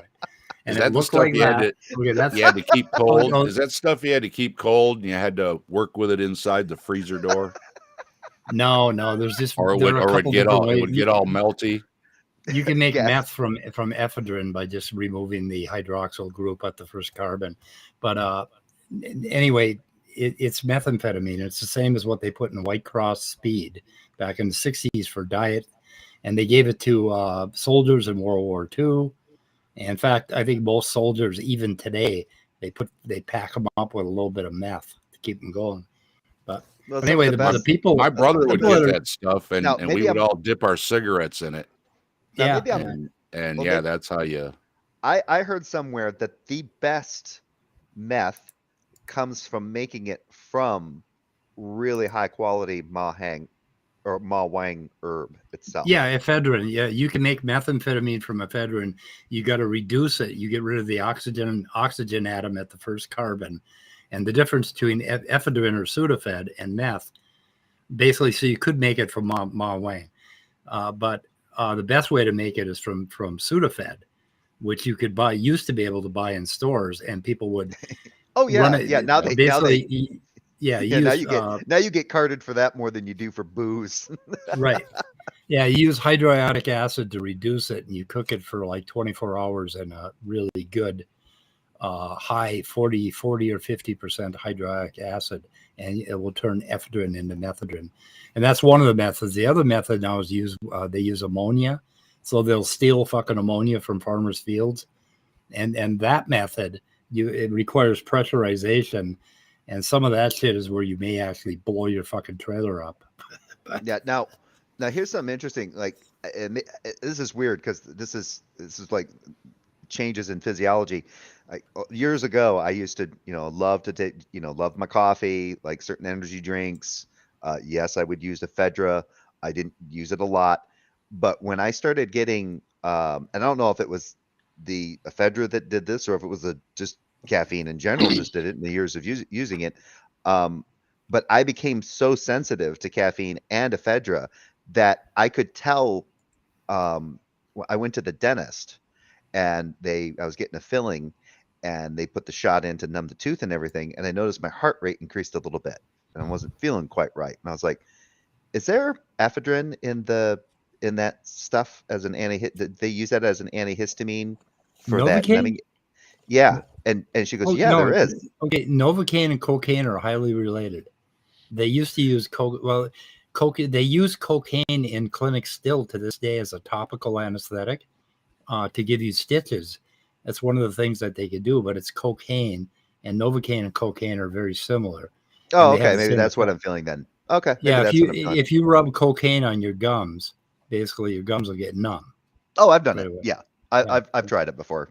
Yeah, once. So you get a little. You could get if they drip Novocaine into your mouth, you may get a little bit high from it. So that's a possibility. But yeah, and this since this is being injected, yeah, that might be another reason why the sensitivity would be a little bit more. So what the fuck? How long have we been? We've been going for 2 hours and 40 minutes. I like to shoot it in the head.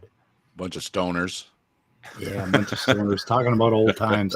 Method. Arguing about fucking drugs. Don't go to Speed's channel. They're talking about making drugs. The kids don't. Speed kills.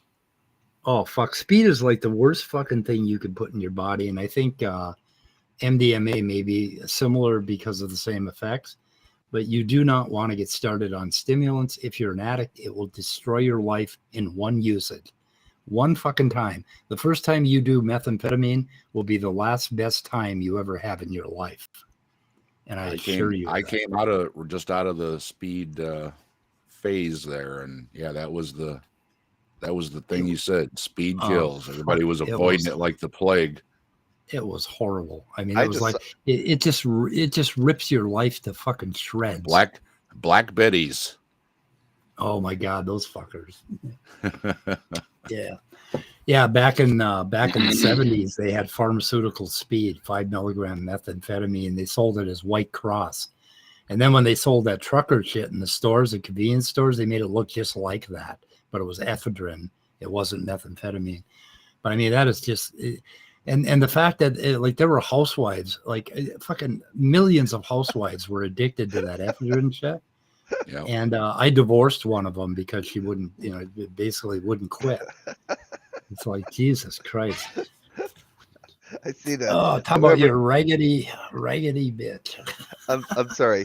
I got the giggles just reading this. Apparently, the creators of Restream Studio here, apparently they like their participation trophies. You just received a trophy. I've received 100 messages today with Restream chats. Oh yeah, I see that. It just made me think. I'm like, wow, I peed in the pool. Congratulations.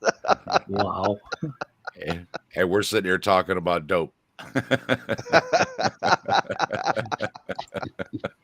Oh fuck, and we shouldn't be. Legal narcotics. The in-depth conversation. How high were you, dude? Here, I'll make everything okay. Speed. This channel, neither this channel nor any of its participants advocates to anybody under any circumstances the use of any drugs not prescribed by a medical professional. That is a fact. Drugs are bad, okay? Yeah, drugs are bad, okay? That's all we need to say, and then we can talk about drugs. But he's got to let everybody know they're bad and don't do them. I renounce my... Your life has become unmanageable due to drugs or alcohol addiction. Please seek help. I feel bad. I feel bad for my habits, and anything that I say that seems like it would be in promotion of illegal narcotics is purely hypothetical at this junction. Thank you. That's our official statement. Yeah, we're just speaking hypothetical. That's the whole drug thing took chomps out of my life. Like drugs and alcohol. Well, he just shot the hypothetical. It was like half Pac-Man, man. Once you start saying start talking about personal experience. I thought he said this was going to be hypothetical now. Yeah, Speed Oh, it's ruined it. hypothetical. It's hypothetical. You gotta Hypothetical. ask. Okay, I gotta wait a ask minute. Leo. Look, Jay, Leo, what if do you do with a paper towel roll and a piece of foil? I have no idea. You make a steamroller out of it, buddy. Huh? Yep, I knew Leo wouldn't get it. I don't get it. You don't I get don't it get either, it. Jay? I mean, I think I know of Speed? the kind of pipe steamroller. I Right, gotta that's be how honest. we- I'm not a that's big how fan we- of like I those was or thinking it bongs was- or anything I like was We that. didn't thinking have our we didn't have head chops. We had paper towel roll and a piece of foil. You cut a little hole in it, you put the foil in there, you poked a couple little holes in it, you put your weed in there, you put your hand over the end, you fill it up, and then pow, you clear the tube out. Steamroller. My mother was always asking, "What happened to all the paper towels?"